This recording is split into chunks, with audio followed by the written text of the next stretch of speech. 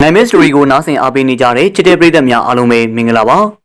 ဇလံကောင်းများစွာကိုတင်ဆက်ပေးလျက်ရှိတဲ့ကျွန်တော်တို့ရဲ့ channel ကနေပြီးတော့ဒီနေ့မှာတော့စိတ်နေလုံးဖြစ်ရဲ့ဆန်ရဲ့ဇလံလေးတစ်ခုဖြစ်တဲ့စာရေးသူမင်းသွေးသစ္စာရေးသားထားတဲ့နှက်ကြီးတိုးသူဆိုတဲ့ဇလံလေးရဲ့အပိုင်းတစ်ကိုနားဆင်ရမှာဖြစ်ပါတယ်ဟုတ်ကဲ့ပါဇလံလေးကိုတော့ကျွန်တော်နေလင်းကတင်ဆက်ပေးသွားမှာပဲဖြစ်ပါတယ်မုတ်ဆိုးစိုးတာတို့တွေခါတိုင်းတိုးလိုက်ထွက်ရနဲ့မတူဘဲနဲ့စိတ်တထင်းနဲ့ဖြစ်နေခဲ့ပြီးတော့သူဟာမုတ်ဆိုးတက်တဲ့အနှစ်20ကျော်တွင်းမှာတခါမှချစ်မချဘူးတဲ့နှက်ကြီးတို့ကိုမဖြစ်မနေဝင်ရတော့မှာပါစောတာတို့ဟာတတိယမှာညံပြင်းလာသူမဟုတ်ဘဲနဲ့သူ့ရဲ့ဖခင်နဲ့တကွာဘိုးဘေးတွေဟာမုတ်ဆိုးအလုံးနဲ့အသက်မွေးခဲ့သူတွေဖြစ်ပြီးတော့မုတ်ဆိုးသွေးအပြည့်ပါပါတယ်အသက်73နှစ်မှာတကိုယ်လေးတိုးလေခြင်းနဲ့9000ကြားတကောင်နဲ့ရဲရဲဝင့်ဝင့်ရင်ဆိုင်ကပြစ်ခတ်တက်ဖြတ်ပြီးတော့အစွမ်းပြခဲ့ပြီးအခုတော့သူ့ရဲ့အသက်က40အောင်ပြည့်ဖို့နီးကပ်လာသလိုဖခင်တယောက်ပြီးဇနီးတဲ့အမှုမှာကိုဝင်ရစ်မာကြီးလေးရှိနေပါပြီအဲ့ဒီရှင်သွေးလေးကသူတို့တွေအနှစ်နှစ်လာလာကတောင်းတခဲ့တဲ့အနည်းဆုံးကလေးဖြစ်ပြီးတော့ဖုံမပြတတ်အောင်ပျော်ရွှင်စွာနဲ့အရေးတကြီးကြီးခရူးဆိုင်လို့နေခဲ့ပါတယ်ဝမ်းဆွဲသွေးကြီးဒေါ်နော်စီလာကတော့အားမှုရဲ့ကိုဝင်ကိုမကြာခဏစစ်ဆေးပြီးတော့ဒီမှာစိုးတာတို့အားမှုပိုက်တဲ့ကကလေးလေးဟာယောက်ျားလေးပဲငါကြရိုးပေတင်လေတိတိကျကျမေးပြီးပြီယောက်ျားလေးလိုပဲအဖြစ်ထွက်တယ်ငါစကားမယုံလို့အလောင်းစားလုပ်ချင်နေဆိုရင်ဝက်တကောင်နဲ့စန်တစလေကြီးတော်မှလောင်းလိုက်ချင်သေးတယ်ယောက်ျားလေးမှယောက်ျားလေးပဲစိုးတာတို့ဟာသူ့ရဲ့မိုးဆိုးအလုပ်ကိုအမွေပေးဖို့အတွက်တားယောက်ျားလေးကိုသာမျှော်လင့်မိပြီးတော့ဝမ်းဆွဲတဲ့ကြီးရဲ့စကားကြားတဲ့အခါမှာအားတက်လို့လာရပါတယ်သူတို့ရဲ့အသက်အရွယ်ရနောက်ထပ်သားသမီးမိဖွားဖို့ကအချိန်နေပေးမှမဟုတ်တော့ပဲအဲ့ဒီကလေးကိုသာသူတို့အတွက်အားထားရဖြစ်တော့မှာပါမိုးဆိုးစိုးတာတို့ဟာအဲ့ဒီရင်သွေးလေးရဲ့နောင်ရည်အတွက်မြို့ကိုပြီးတဲ့နောက်မှာနှကြီးတော်ဝင်ဖို့အတွက်ဆုံးဖြတ်ခဲ့တာပါသူ့ကိုနှကြီးတော်ဝင်ဖို့အတွက်စေခိုင်းသူကသူတို့အရေးမှတောင်ကြီးရွာလေးမှာအချမ်းသာဆုံးလို့ဆိုရမယ်မြေပိုင်ရှင်တထေးကြီးဥရွှေလုံးရဲ့ပါဥရွှေလုံးကတော့စေများစွာကိုမွေးမြူကဘုံမီဘာမှာတစ်ကုမ္ပဏီကိုငှားရမ်းပြီးတော့ဥရွှေလုံးမှာဇနီးတဲ့ဆုံးမသွားပြီးတော့ချစ်လုံးဆိုတဲ့သားတစ်ယောက်နဲ့အဖော်ပြုတ်နေထိုင်လို့နေပါတယ်ချစ်လုံးဟာလွန်စွာမှစိုးတန်းပြီးတော့တထေးဥရွှေလုံးကသားကိုဝေးလံလာတဲ့မြို့မှာပို့ကငွေကုန်ကြေးကြများစွာခံပြီးတော့ကြောင်ထားပေးခဲ့ပါတယ်ချစ်လုံးကတနေ့လောက်ကြာမှကျောင်းကနေကိုယ်တိုင်ထွက်ကရွာကိုပြန်ရောက်လာပြီးချစ်လုံးကတော့ကျုပ်အဖေနဲ့ခွဲပြီးတော့မနေနိုင်ဘူးဗျာအဲ့ဒီပညာတွေတက်လို့ရောဘာလို့ရမှာလဲအဖေပိုင်ဆိုင်သမျှပစ္စည်းတွေကကျုပ်တဲ့စားလို့မကုန်ပါဘူးဗျာဒီလိုပြောလာပြီးဥရှိလုံးကတားရဲ့အလိုကြလိုက်ရောခဲ့ပါတယ်တကယ်တော့ချစ်လုံးကမြို့မှာကျောင်းကိုကောင်းစွာမတက်ဘဲနဲ့လူဆိုးလူပေတွေနဲ့ပေါင်းသင်းကစိုးသွမ်းကျင်တိုင်းစိုးသွမ်းခဲ့ပြီးတော့မကောင်းမှုမှန်သမျှကျူးလွန်ရင်းနဲ့မကြခဏရန်နေလေဖြစ်တတ်ပါတယ်ဒါကြောင့်မြို့မှာသူ့အတွက်ရန်ညိုးရန်စားတွေပေါ်လာခဲ့ပြီးဆက်လက်နေထိုင်မှုမရဲတော့တာကြောင့်ရွာကိုနောက်ကျောင်းပြန်လှည့်ခဲ့တာဖြစ်ပြီးဒီကောင်မှချစ်လုံးနဲ့တူမြို့ကမကောင်းတဲ့အကျင့်စိတ်မှန်သမျှပါလာခဲ့ပြီးတော့ချစ်လုံးဟာအဖော်အပေါင်းစုံလင်စွာနဲ့အရက်သေးစားလေးတောက်တဲ့တလို့တက်တိုက်တယ်မိမဖွေတယ်ရွာကိုပြန်ရောက်ပြီးတော့နှစ်အနည်းငယ်တွင်းမှာပဲအားလုံးကအော်ကြောလန်ရတဲ့လူရှုပ်လူပေတယောက်ဖြစ်ခဲ့ပါတယ်အခုတော့ချစ်လုံးဟာမရှုပ်မပွေနိုင်တော့ဘဲနဲ့အဲ့ရတက်မှာပက်လက်လန်းနေတာဖြစ်ပြီးမစားနိုင်မတောက်နိုင်တနေ့တခြားအားရင်ဆွတ်ယုတ်လာပြီးတော့ထူးဆန်းတဲ့ဝေဒနာတည်းခံစားလို့နေရပါတယ်ဥရှိလုံးဟာတားအတွက်အရက်တကလှည့်ပြီးတော့ဆရာမျိုးစုံကိုရှာပေကုသခဲ့ပေမယ့်အကြောင်းမထူးခဲ့ပါဘူးနောက်ဆုံးမှာတော့ပိတ်ဖြူစင်ကြယ်ဝေးဈေးကြကြီးတယောက်ရဲ့မိမာချက်နဲ့မိုးဆိုးစောတာတူစီကိုရောက်ရှိလို့လာခဲ့ပါတယ်ကဲကျုပ်သားချစ်လုံးရဲ့ဘယောဂကိုကုတ်ဖို့တဲ့ဇော်ကြီးကမုံလိုချင်တယ်အဲ့ဒီကမုံကနှက်ကြီးတွန်းမှာပဲရှိတယ်လို့ဆရာကြီးကလမ်းညွှန်တယ်ဇော်ကြီးကမုံကိုဆောင်ချင်းပေးနိုင်မယ်ဆိုရင်မိုးဆိုးကြီးတို့မိသားစုကိုအိမ်တစ်တလုံးဆောက်ပေးမယ်လောက်ကင်စားတော့လို့ရအောင်လေခွဲတစ်ခွက်ပေးမယ်ငွေသားကြီးပဲ2000တိတိစုချမယ်တတိယာမှာမညံ့လာတဲ့ဇောတာတူတယောက်နှက်ကြီးတော့ဆိုတဲ့အတန်ကြားတဲ့အခါမှာကျိုးရင်းမှာစိတ်ပြီးတော့စက်သိန်းတစ်ဖြန်းဖြန်းထလို့သွားပါတယ်နှက်ကြီးတော့ဟာဘလို့တော်မျိုးမဲအလုံးကသဘောပေါက်ပြီးနှက်ကြီးတော့ဝင်ရမယ့်အတွက်ရရှိမဲ့ဆုလက်ကလည်းမက်လောက်စရာပါအဲ့ဒီအခက်ကတော့ကကြော်ကောင်းတစ်စီရွှေတင်းကားတစ်ပြားကိုငွေ20သားရှိပြီးတော့ငွေသားကြီးပဲ2000တိတိဆိုတဲ့စကားနဲ့ပဲသောတာထုကတေဝီစိတ်ကိုပျော့ပြက်သွားစေပါတယ်ဒါကြောင့်လေမိုးဆိုးသောတာထုဟာဝါးစေးတဲ့ကိုတစ်ဖွာနှစ်ဖွာဖွာပြီးတော့ကဲဘာပဲဖြစ်ဖြစ်ဗျာကျုပ်နှက်ကြီးတော့ဝင်ပြီးတော့ဇော်ကြီးကမုံမရအောင်ယူခဲ့ပြီမယ်သောတာထုရဲ့စကားကြောင့် ကိုဝင်နေစီလာစင်းနဲ့အားမဟာစိုးရင်ထိလန့်မျက်လုံးပြူးကျဲသွားပြီးဒီကမှာစောတာတို့ကတစုံတရာပြောမဲ့ပုံပြနေတဲ့အားမှုကိုလက်ကပြပြီးတော့ကဲအားမှုနင်းနဲ့ငါဒီတိုင်းနေလေဟိုဒီတဲဆုပ်လေးပေါ်ကတက်မှာမဟုတ်ဘူတဲလေးအတွက်ကတော့ငါတော့စွန့်စားရမှာပဲဘာမှကန့်ကွက်ဖို့လည်းမကြိုးစားနဲ့ဒီလိုအပြက်ပြောလာပြီးအဲဒီနောက်မှာစောတာတို့ကနှက်ကြီးတို့ကိုဝင်မှုအတွက်အဖော်အဖြစ်နဲ့လူဝက်တဲ့ရော်လေးကသူနဲ့မကြခဏတိုးလေတွေ့ရမှာလိပ်ပါတဲ့စံတူးနဲ့တွေ့လိုက်ပါတယ်ကဲစံတို့ငါနှက်ကြီးတော့ဝင်မယ်ဆိုတာမင်းသိပြီးပြီမလားမင်းငါနဲ့လိုက်ခဲ့ငါရလာမယ်ဝေစုတွေကမင်းကိုငွေ900ခွဲပေးမယ်စံတူးဟာပြပြတလဲညင်းဆန်လာပြီးတော့ဟာငွေ1000ပေးမယ်ဆိုလည်းမလိုက်ဘူး1000ပေးမယ်ဆိုလည်းမလိုက်ဘူးဗျာမင်းတို့တရွာလုံးကယူနေပြီလို့ပြောကုန်ကြပြီ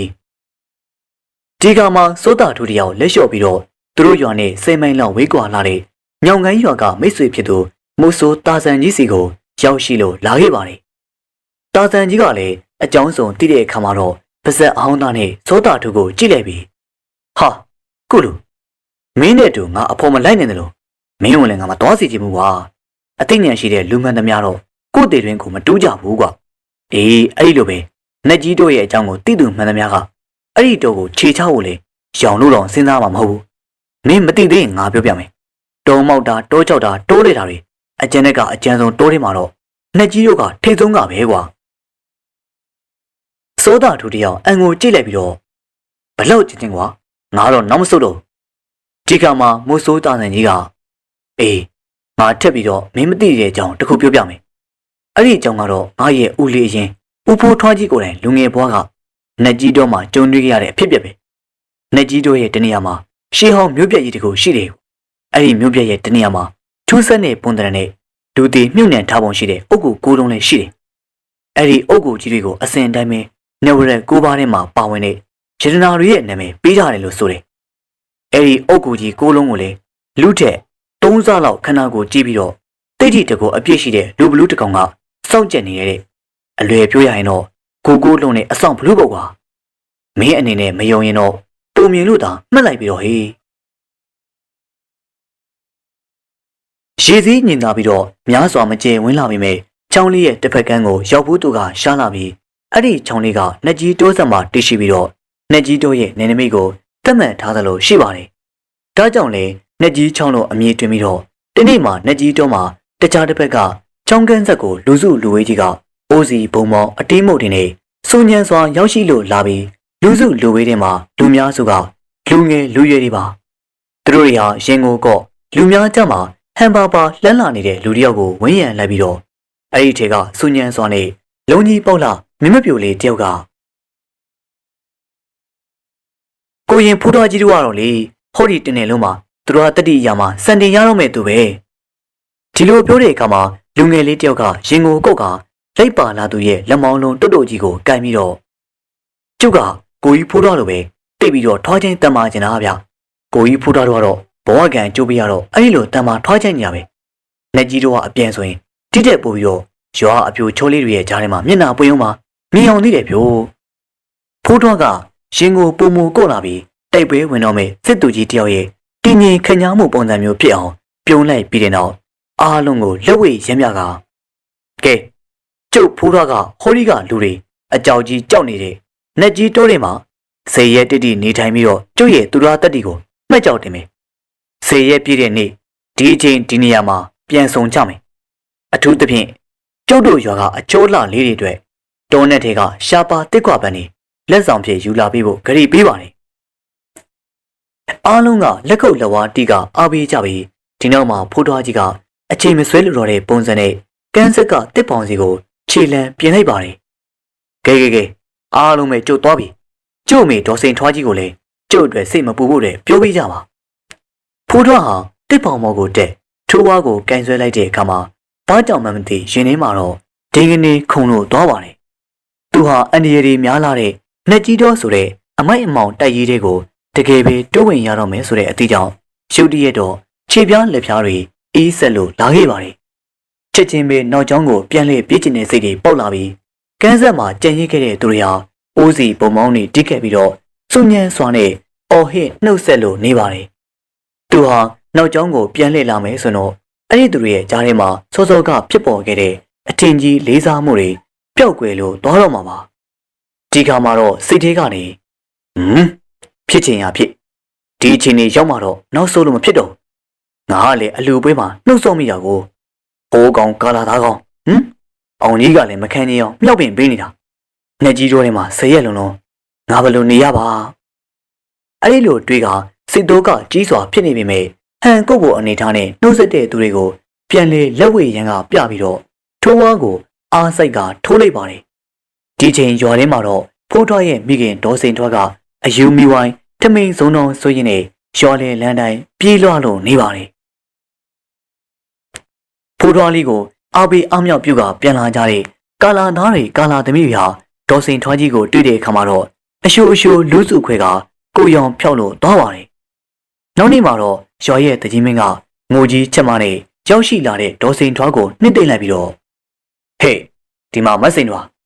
ကျုပ်လူငယ်တွေအားလုံးကိုတည်တည်ကြကြမေးပြီးပါပြီအလူပွဲမှာသူတို့တွေတွေ့ဆုံတော့ဖိုးထွားကသူဟာတလောကလုံးမှာတတိအရှိဆုံးအရေးဝင်ဆုံးလို့ပြောတယ်ဆိုပဲဒီလိုနဲ့တယောက်တစ်ခွန်းအနိုင်အထက်ပြောကြရင်လည်းနောက်ဆုံးတော့ဖိုးထွားဟာဘသူမှချင်းမချခဲ့တဲ့တိုးနဲ့ကြီးတွေကိုဝင်ပြီးတော့စိတ်ရက်တိတိနေထိုင်ပြမယ်လို့အားလုံးကိုစိန်ခေါ်ခဲ့တာလေလူငယ်တွေဆိုတော့ဘာမှလေစင်ရင်တိုင်းတော်မှုကလည်းမရှိအလူပွဲမှာအသုံးပြုခဲ့တဲ့အိုးစီဘုံပေါင်းနေနဲ့ကျုပ်တို့လူကြီးတော်မသိပဲဖိုးထွားနှကြီးတော်ဝင်ပွဲကိုလုပ်ခဲ့ကြတာပဲဒါကိုကျုပ်ကဘသူ့ကိုအပြစ်ယူလို့ရမှာလေအပြစ်ယူမယ်ဆိုရင်လေကြွားတွေကလူငယ်တွေအားလုံးကျုပ်ရဲ့ထိတုံးနဲ့ပဲခတ်ထားဖို့ရှိလို့တာပေါ့ဗျာနှကြီးတော်ဝင်သွားတဲ့ဖိုးထွားရဲ့နောက်ကိုလေအချိန်မီလိုက်ပြီးတော့ဟန်တားဖို့ဆိုတာကလေအဲ့ဒီကိုလိုက်ရဲတဲ့သူကမရှိဘူးလေဒီတော့ကျုပ်တို့တွေဟာဖိုးထွားပြန်လာကိုပဲစောင့်ရတော့မှာပေါ့အဲ့ဒီအချိန်မှာဖိုးထွားတယောက်လုံစွာကြီးမားလာတဲ့ညောင်ချက်ပင်ကြီးတပင်အောက်ကိုရောက်ရှိလို့တော့ပါတယ်သူ့မှာပါလာခဲ့တဲ့ရိတ်ခါတို့စောင့်ထားတဲ့လှန်ရှည်တွေကိုချကမြေမှာပြပြဝဲညောင်ချက်ပင်ကိုလက်အုပ်ကြီးကကြော့ရင်းနဲ့ဟော်ဒီကတောဆောင်နဲ့တောင်ဆောင်နဲ့အရှင်မင်းကြီးအရှင်မြတ်တို့ခမညာကျွန်တော်မျိုးအမိုက်မဲလေးမောင်ဖိုးထွားနှက်ကြီးတို့ဝင်ခဲ့ပါပြီတားတော်လေးကိုတနာညှတာတော့အဖြစ်ဘေးဒုက္ခအပေါင်းမှကင်းဝေးအောင်စောင့်ရှောက်မဆပါလို့ဂျိုဒီတမှုအစဉ်ပြုတ်ပြီးတော့တောင်းစုချွေးရပါတယ်ခမညာတက်တဲ့၍မှတ်တဲ့၍အော်ဟေ့ဆူတောင်းလာပြီးသူ့ရဲ့ရင်ထဲမှာလည်းအင်အားတွေဟာပြေဝလာသလိုခံစားလိုက်ရပါတယ်ဒီလိုနဲ့ဖိုးထွားလေးတိုးလေးကိုဆက်လက်ဝင်လာခဲ့ပြီးအဲ့ဒီလိုတော့ရမှာတော့သူဟာလမ်းကိုကောင်းစွာမှတ်မိစေဖို့စောင့်သားနဲ့တစ်ပင်ကြီးတွေရဲ့ဓာတ်တိယာပြုတ်လို့ကအမှတ်သားပေးပြီးတော့တနေရာရောက်တဲ့အခါမှာမြင်တွေ့လိုက်ရတဲ့မြင်ကွင်းတစ်ခုကြောင့်ခြေလန်းတွေဟာအလိုလိုရက်တန်လို့သွားပါတယ်မြင်ကွင်းကတာယာလွန်းလာပြီးအဲ့ဒီနေရာမှာမြက်ခင်းစင်းစင်းလေးရှိတယ်မြက်ခင်းစင်းစင်းပေါ်မှာရုံလေးတွေဟာခုံပေါက်ပြေးလွှားနေပြီးသူတို့တွေကဖိုးထွားကိုမြင်တွေ့ကြပေမဲ့ကြောက်လန့်တဲ့ပုံစံမရှိပဲနေမြေတိုင်းသာနေကြတာပါတစ်ပင်ကြီးတွေထက်မှာတစ်ကွာပန်းရောင်စုံတွေကမြေပြင်မှာတောပန်းနေတဲ့အပြိုင်လှကျင်တိုင်းလှနေပြီးတော့ဖိုးထွားတယောက်ကြောက်တောင်နေရန်ကစီးကြနေတဲ့စမ်းမောက်ကိုတွေ့တဲ့အခါမှာစိတ်လက်ပေါ်ပါစွာနဲ့ဟာဟုတ်ပြီဒီနေရာလေးကအလွတ်ကိုတားရတာပဲငါဒီမှာပဲစကန်ကြမယ်ဒီလိုတားရတဲ့ရှုခင်းမျိုးရှိတယ်ဆိုတာရွာလူတွေကတော့အိမ်မက်တောင်မှတ်ဘူးမှမဟုတ်ဘူးနှက်ကြီးတော့နဲ့လူတွေအနားတော်မတည်ရဲတဲ့နေရာကတကယ်တော့ဘာမှလည်းမဟုတ်ပါလားငါမှပါတဲ့ရိတ်ခါတွေကိုရင်တော့တုတ်ကိုင်းလေးတွေထောင်ချောင်လေးတွေဆင်းပြီးတော့တောသတော်လေးတွေဖန်စီတက်ဖြတ်လို့ရတာပဲဒီတိုင်းသာဆိုတော့စေရဲမဟုတ်ဘူးတက်တက်လုံးနဲ့နေရဲပါလေကွာဒီနောက်မှာဖိုးထွားတယောက်လေးတကြုံနဲ့သူ့ရဲ့ဘိုက်ကိုဖြည့်တင်းဖို့ပြင်ဆင်လိုက်ပြီးသူ့မှာဆန်တဲ့အသားကြောက်တွေပွားပြီးတော့မကြခင်ကြီးမားလာတဲ့ကငြိမ်မင်းကြီးရဲ့အခြေမြေကွက်လက်မှာမိဘုံတပုံဖုံပြီးတဲ့နောက်မှာတော့ဝစစ်ပိုင်းနေအုံပြုတ်ထမင်းချက်ကအသားကြောက်ဖို့ကလည်းအစင်းနဲ့ရှိနေပါတယ်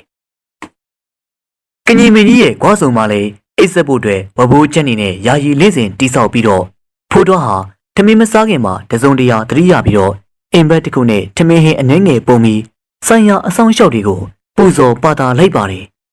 ညရောက်တဲ့အခါမှာအေးချမ်းတာရတဲ့ပတ်ဝန်းကျင်အခြေအနေကြောင့်စိတ်ပူပန်မှုကင်းစွာနဲ့လင်းစဉ်ထက်မှအိပ်ဖို့အတွက်ပြင်လိုက်ပါတယ်ကငြိမ်မင်းကြီးရဲ့အခြေမှာရှိတဲ့မိဘုံကတင်းကြောက်တုံးကြီးတွေထစ်ထားပြီးတညတာအတွက်ကတော့တငွေငွေနဲ့တောက်လောင်နေမှာပါလာစိုးရဲ့ဖြစ်တာကြောင့်အလေးရောင်ကအာနေလွန်းလာပေမဲ့ညနဲ့ရင်လာကတပြေးပြေးထွက်ပေါ်လာမှဖြစ်ပြီးဖိုးထွားဟာထမင်းကိုတဝါတပြေးစားတော့ထားတာကြောင့်လင်းစဉ်ထက်ခေါင်းချလိုက်တာနဲ့ မိကနေအိပ်ပျော်သွားပြီးညတကောင်အချိန်မှာတော့ရုတ်တရက်အိပ်ဆက်ရာကလင်းစင်ထက်မှပလက်လန်နေတဲ့သူ့ရဲ့မျက်နှာနဲ့တဒန်းနဲ့မြင်တွေ့ရတာကမှုံဝါးဝါအလင်းရောင်နဲ့ထွက်ပြိုနေတဲ့လာလေးဖြစ်ပြီးတော့သူဟာလာကိုမမိတ်မတုံကြည့်ရှုရင်းနဲ့ထူးခြားလာတဲ့မြင်ကွင်းကိုသတိပြုမိလို့သွားပါတယ်လာရောင်ကအရွက်အလက်တွေကင်းမဲ့နေတဲ့တစ်ကိုင်းတစ်ကဲကြားတွေကထိုးကကြာဆင်းနေပြီးတော့သူစကန်ချတဲ့ကင်ဂျီမင်းကြီးဟာအရွက်အခက်စစ်စစ်တည်းနေပြောက်တောင်မထိုးတဲ့အကြောင်းသိရှိပြီးသူဟာခေါင်းကိုဝေဝေကြည့်လိုက်တဲ့အခါမှာအယိုးပြင်းပြင်းရှိနေတဲ့တစ်ကိုင်းတစ်ကဲတွေကိုသာတွေ့ရပါတယ်ဒါကြောင့်ဖိုးထွားလေးခေါင်းကိုကုတ်ကငုတ်တုတ်ထိုင်ပြီးတော့ဘလို့ဖြစ်တာလဲငါလင်းစင်ထိုးထားတဲ့တစ်ပင်ကြီးကတိကျပင်ဖြစ်နေပါလားတအံတအောရေရိုးလိုက်ပြီးတော့တစ်ဆက်တင်းမှာပဲလင်းစင်ရဲ့ဝါချမ်းထက်ကပြောင်ချောချောအရာကြီးတစ်ခုစမ်းသပ်မိသွားပြီးအဲ့ဒီအရာကြီးကဖိုးထွားလက်နဲ့ထိကြိုင်မိလိုက်တဲ့အခါမှာတလုံးလုံးနဲ့လူးလွန်းလို့လာခဲ့ပါတယ်ဖိုးထွားကအဲ့ဒီအရာကြီးပေါ်မှာခေါင်းတင်ကအိတ်ဆက်တာဖြစ်ပြီးတော့သူဟာမျက်လုံးအစမတန်ပြူးကျဲသွားပြီးတော့ဇော်ကြီးမွေပါလားဒီကောင်ကြီးကငါရဲ့လင်းစင်ပေါ်ဘလို့လို့ရောက်လာလဲတစ်ချိန်လုံးငါနဲ့တူတူရှိနေရလားသူဟာမြေပြင်ကမီးပုံစီကိုအကြည့်ရောက်သွားပြီးမီးပုံကမီးကအရှိန်အဟုန်ကောင်းစွာနဲ့တောက်လောင်လို့နေသေးပါပဲဖိုးထွားတယောက်လင်းမြန်စွာနဲ့ပဲစပကြီးမွေရဲ့ရှင်ကကင်းလို့စေဖို့တစ်ချောက်ပင်ကြီးကိုတွေ့ခဲ့ဆင်းသက်လာပြီးမီးပုံကအလင်းရောင်ကတော့ပတ်ဝန်းကျင်ကိုကောင်းစွာမြင်နိုင်လောက်အောင်လင်းလက်လို့နေပါတယ်ဖိုးထွားအတွက်မြင်သမျှအရာတိုင်းဟာပတ်ဝန်းကျင်အသည့်နေရာအသစ်မှာရောက်ရှိသွားသလိုဖြစ်ပြီးတော့ဘာကြောင့်လဲဆိုရင်အလင်းရောင်မပြောက်ခင်ကတွေ့ရတဲ့မြက်ခင်းစင်းကအခုတော့ကန္နာရလွင်ဒီခေါင်လိုခြုံပုတ်တွေနဲ့ပြည့်နေပါတယ်တော်ပန်းရောင်တုံတွေနေရာအနှံ့ပြားမှာဖူးပွင့်နေတာကို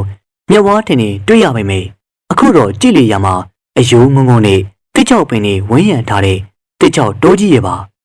ဖိုးထွားတယောက်ရှင်ဘက်ကိုလက်နဲ့ဖိလိုက်ပြီးဖေဟာဖေဟာငါ့ကိုတိုးချောက်ပြီးတင်နေအဲ့ဒီအချိန်မှာပဲခက်လန်းလန်းကအလင်းရောင်တစ်ချက်လက်ကနေဖြစ်သွားပြီးတော့တခြားအလင်းရောင်တွေပါထွက်ပေါ်လာတာတွေ့ရပြီးကြီးမားလာတဲ့မြေဆိုင်မီးတို့ကြီးတွေကိုစီတန်းပြီးတော့တစုံတစ်ယောက်ကလိုက်လံထွန်းကြီးလိုက်တယ်လို့လင်းထိန်လို့သွားခဲ့ပါတယ်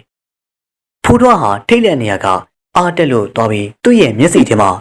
မျက်စိလေလမ်းမလာတဲ့တစ်တော်ဝင်နေအဲ့ဒီနေရာမှာစကန်ချတယ်လို့ထင်မဲ့သွားလို့ပါဒါနဲ့သူဟာအဲ့ဒီနေရာကိုလျင်မြန်စွာထွက်ခွာလာပြီးတော့မီးတို့ကြီးတွေကမြေပြင်မှာစီတန်းစွာရှိနေပြီးမီးတို့ကြီးတွေဟာကြီးမားလွန်းလာတဲ့လေးပြောင်ဆက်ဆက်အုတ်ကူရဲ့ရှေ့မှာစိုက်ထူလို့ထားတာပါဖိုးထွားဟာလူသားတစုံတယောက်မှမတွေ့ရပေမဲ့အုတ်ကူတွေကိုစိတ်ဝင်တစားနဲ့ပတ်ဝန်းကျင်ကိုခိတ္တလောက်မေးသွားပြီးဒီတုန်းမှပဲမြေကြီးတွေကတိတ်ငနေတုန်လှုပ်လာပြီးသူ့ရဲ့နောက်ကျောဘက်ကမှန်ထွက်ပေါ်လာတဲ့ခြေတန်းလိုအတန်ကိုကြားလိုက်ပါတယ်ဖိုးထွားတယောက်နောက်ကိုစက္ကန့်နဲ့လှည့်ကကြည့်လိုက်ပြီးမီးတို့တွေရဲ့အလင်းရောင်နဲ့မြင်တွေ့လိုက်ရတဲ့မြင်ကွင်းကြောင့်ရုတ်တရက်ပဲအသက်ရှူရစ်တန်သွားသလိုခံစားလိုက်ရပါတယ်တာမန်လူတက်ကို၃စားလောက်ထွားချိုင်းလာတဲ့အရှိမဲတွေဟာသူ့စီကိုလှမ်းလာနေပြီးတော့ဖိုးထွားတယောက်ကြောက်ရွံ့ထုလိုတုံကြီးဖြစ်နေပါတယ်အရှိမဲကြီးက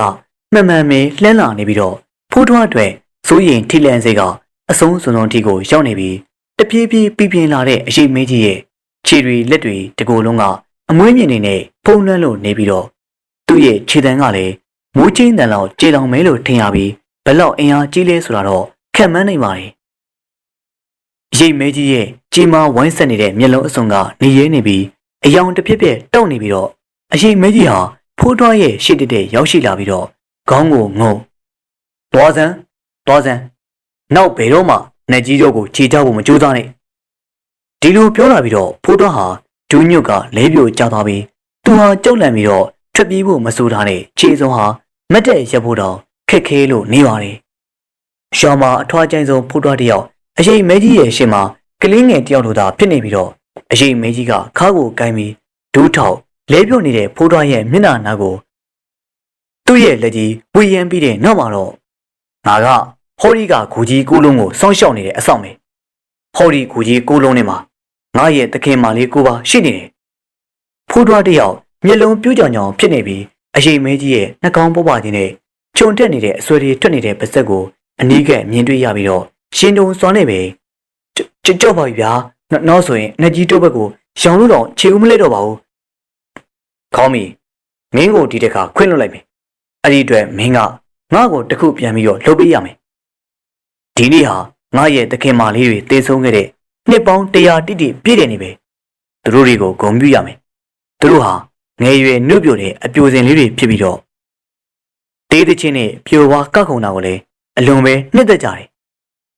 ဒီနောက်မှာတော့ထူးဆန်းစွာနဲ့လူပကျူးကြီးကခြေလက်တွေကိုကွင်းညို့ခုံပေါပြီးတဲ့နောက်အုတ်ကူရီရဲ့ကြားထဲလှည့်ပတ်ကခုံလို့နေပါတယ်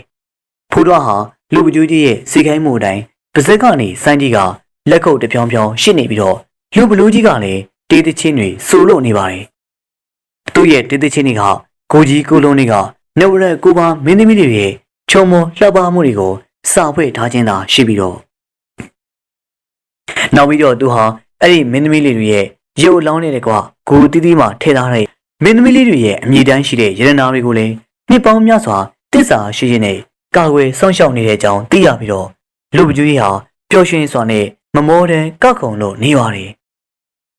ဖိုးတော်ကလည်းမရမနာပဲပါဇက်ဆိုင်နဲ့လက်ခုပ်တီးနေရပြီးတော့နောက်ဆုံးမှာတော့ကောင်းကင်မှာရောင်နေပိုလာတော့မှလူပလူးကြီးကတုံငနေရစ်တန့်သွားပြီးတော့ဖိုးတော်ကိုလည်းမျက်လုံးအနေကြီးနဲ့စူးစိုက်ကြည့်ပြီးတဲ့နောက်မှာတော့ဖိုးတော်ဟာအခွင့်ရတဲ့အခါမှာနောက်ကျောင်းကိုပြန်လှည့်မကြည့်တော့ဘဲနဲ့တကြိုးရဲ့ခြေကုံတို့ပြေးလာခဲ့ပြီးတော့သူဟာပြေးလွှားရင်းနဲ့အတန်ကြာတဲ့အခါမှာသူမှတ်သားထားခဲ့တဲ့တစ်ပင်တွေကအမတ်အသားတွေကိုတွေ့အဲ့ဒီလမ်းလေးတိုင်းခရီးဆက်လို့လာခဲ့ပါတယ်ဒါပေမဲ့သူဟာဆက်လက်ပြေးလွှားနေရင်လည်းအဲ့ဒီနေရာမှာသာတဝဲလေလေဖြစ်နေမှန်သတိပြုမိသွားပြီးထူးဆန်းစွာနဲ့တစ်ပင်တိုင်းမှာအမတ်အသားတွေရှိနေပါတယ်ဖိုးတော်တယောက်အဲ့ဒီဖြစ်ကြောင့်ရက်တန့်ပြီးတော့မနေရပဲသူဟာပြေးလွှားနေစေပဲရှိပြီးနောက်ဆုံးမှာတော့ဖိုးတော်အတွက်မဟန်နိုင်ဘူးလို့ပဲနဲ့ဘိုင်ကနေလေးကတတိကင်းလို့တွားခဲ့ပါတယ်မိုးစိုးတာဆန်ကြီးဟာတပိတ်ချံတစ်ခွက်တောက်ပြီးတော့ကိုကိုလုံးနဲ့အဆောင်ဘလူးကြီးရဲ့အကြောင်းကိုပြောလိုက်တဲ့အခါမှာဒါကြောင့်တာဆန်ကြီးကစကားကိုလက်စားတဲ့အေးအဖြစ်ပြက်ကတော့အဲ့ဒါပဲစောတာတူတကယ်တော့ငါရဲ့ဦးလေးဥပိုးတော်ဟာမထင်မှတ်ပဲနဲ့လွန်ခဲ့တဲ့နှစ်ပေါင်း100ကျော်ကရှိခဲ့တဲ့နဝရကိုပါတိုက်ကိုရောက်ရှိသွားခဲ့တာပဲနဝရကိုပါတိုက်ဆိုတာတို့တွေငငယ်လေးတွေကလူကြီးသူမတွေပြောခဲ့မှုတဲ့ပုံမြင်လိုလိုဒဏ္ဍာရီလိုလိုလက်ကြီးတိုးတွေမှာရှိတဲ့တိုက်တစ်ခုဆိုတာမင်းလည်းကြားဘူးမှာပါကွာမင်းသမီးလေးကိုပါကနဝရကိုပါရဲ့ရတနာအမည်တိုင်းနီလာစိတ်မင်းသမီးဂုံးမုံမင်းသမီးအုတ်တဖျားမင်းသမီးမြမင်းသမီးတန်တာမင်းသမီးပလဲမင်းသမီးကြောင်မင်းသမီးဗရက်မြမင်းသမီးတွေလို့ဆိုတယ်အဲ့ဒီလိုပဲသူတို့ရဲ့ရုပ်လောင်းတွေရှိတဲ့အုတ်ဂူကြီးတွေထဲမှာလဲနီလာမင်းသမီးရဲ့အုတ်ဂူဆိုရင်နီလာကြောက်မြတ်တွေအပြည့်အသိရှိပြီးတော့စိတ်မင်းသမီးရဲ့အုတ်ဂူထဲမှာလဲစိတ်နေအပြည့်အသိရှိတယ်တဲ့အဲ့ဒီလိုနဲ့ရတနာတွေထည့်သွင်းထားခဲ့တာတဲ့နဝရက်ကိုပါကို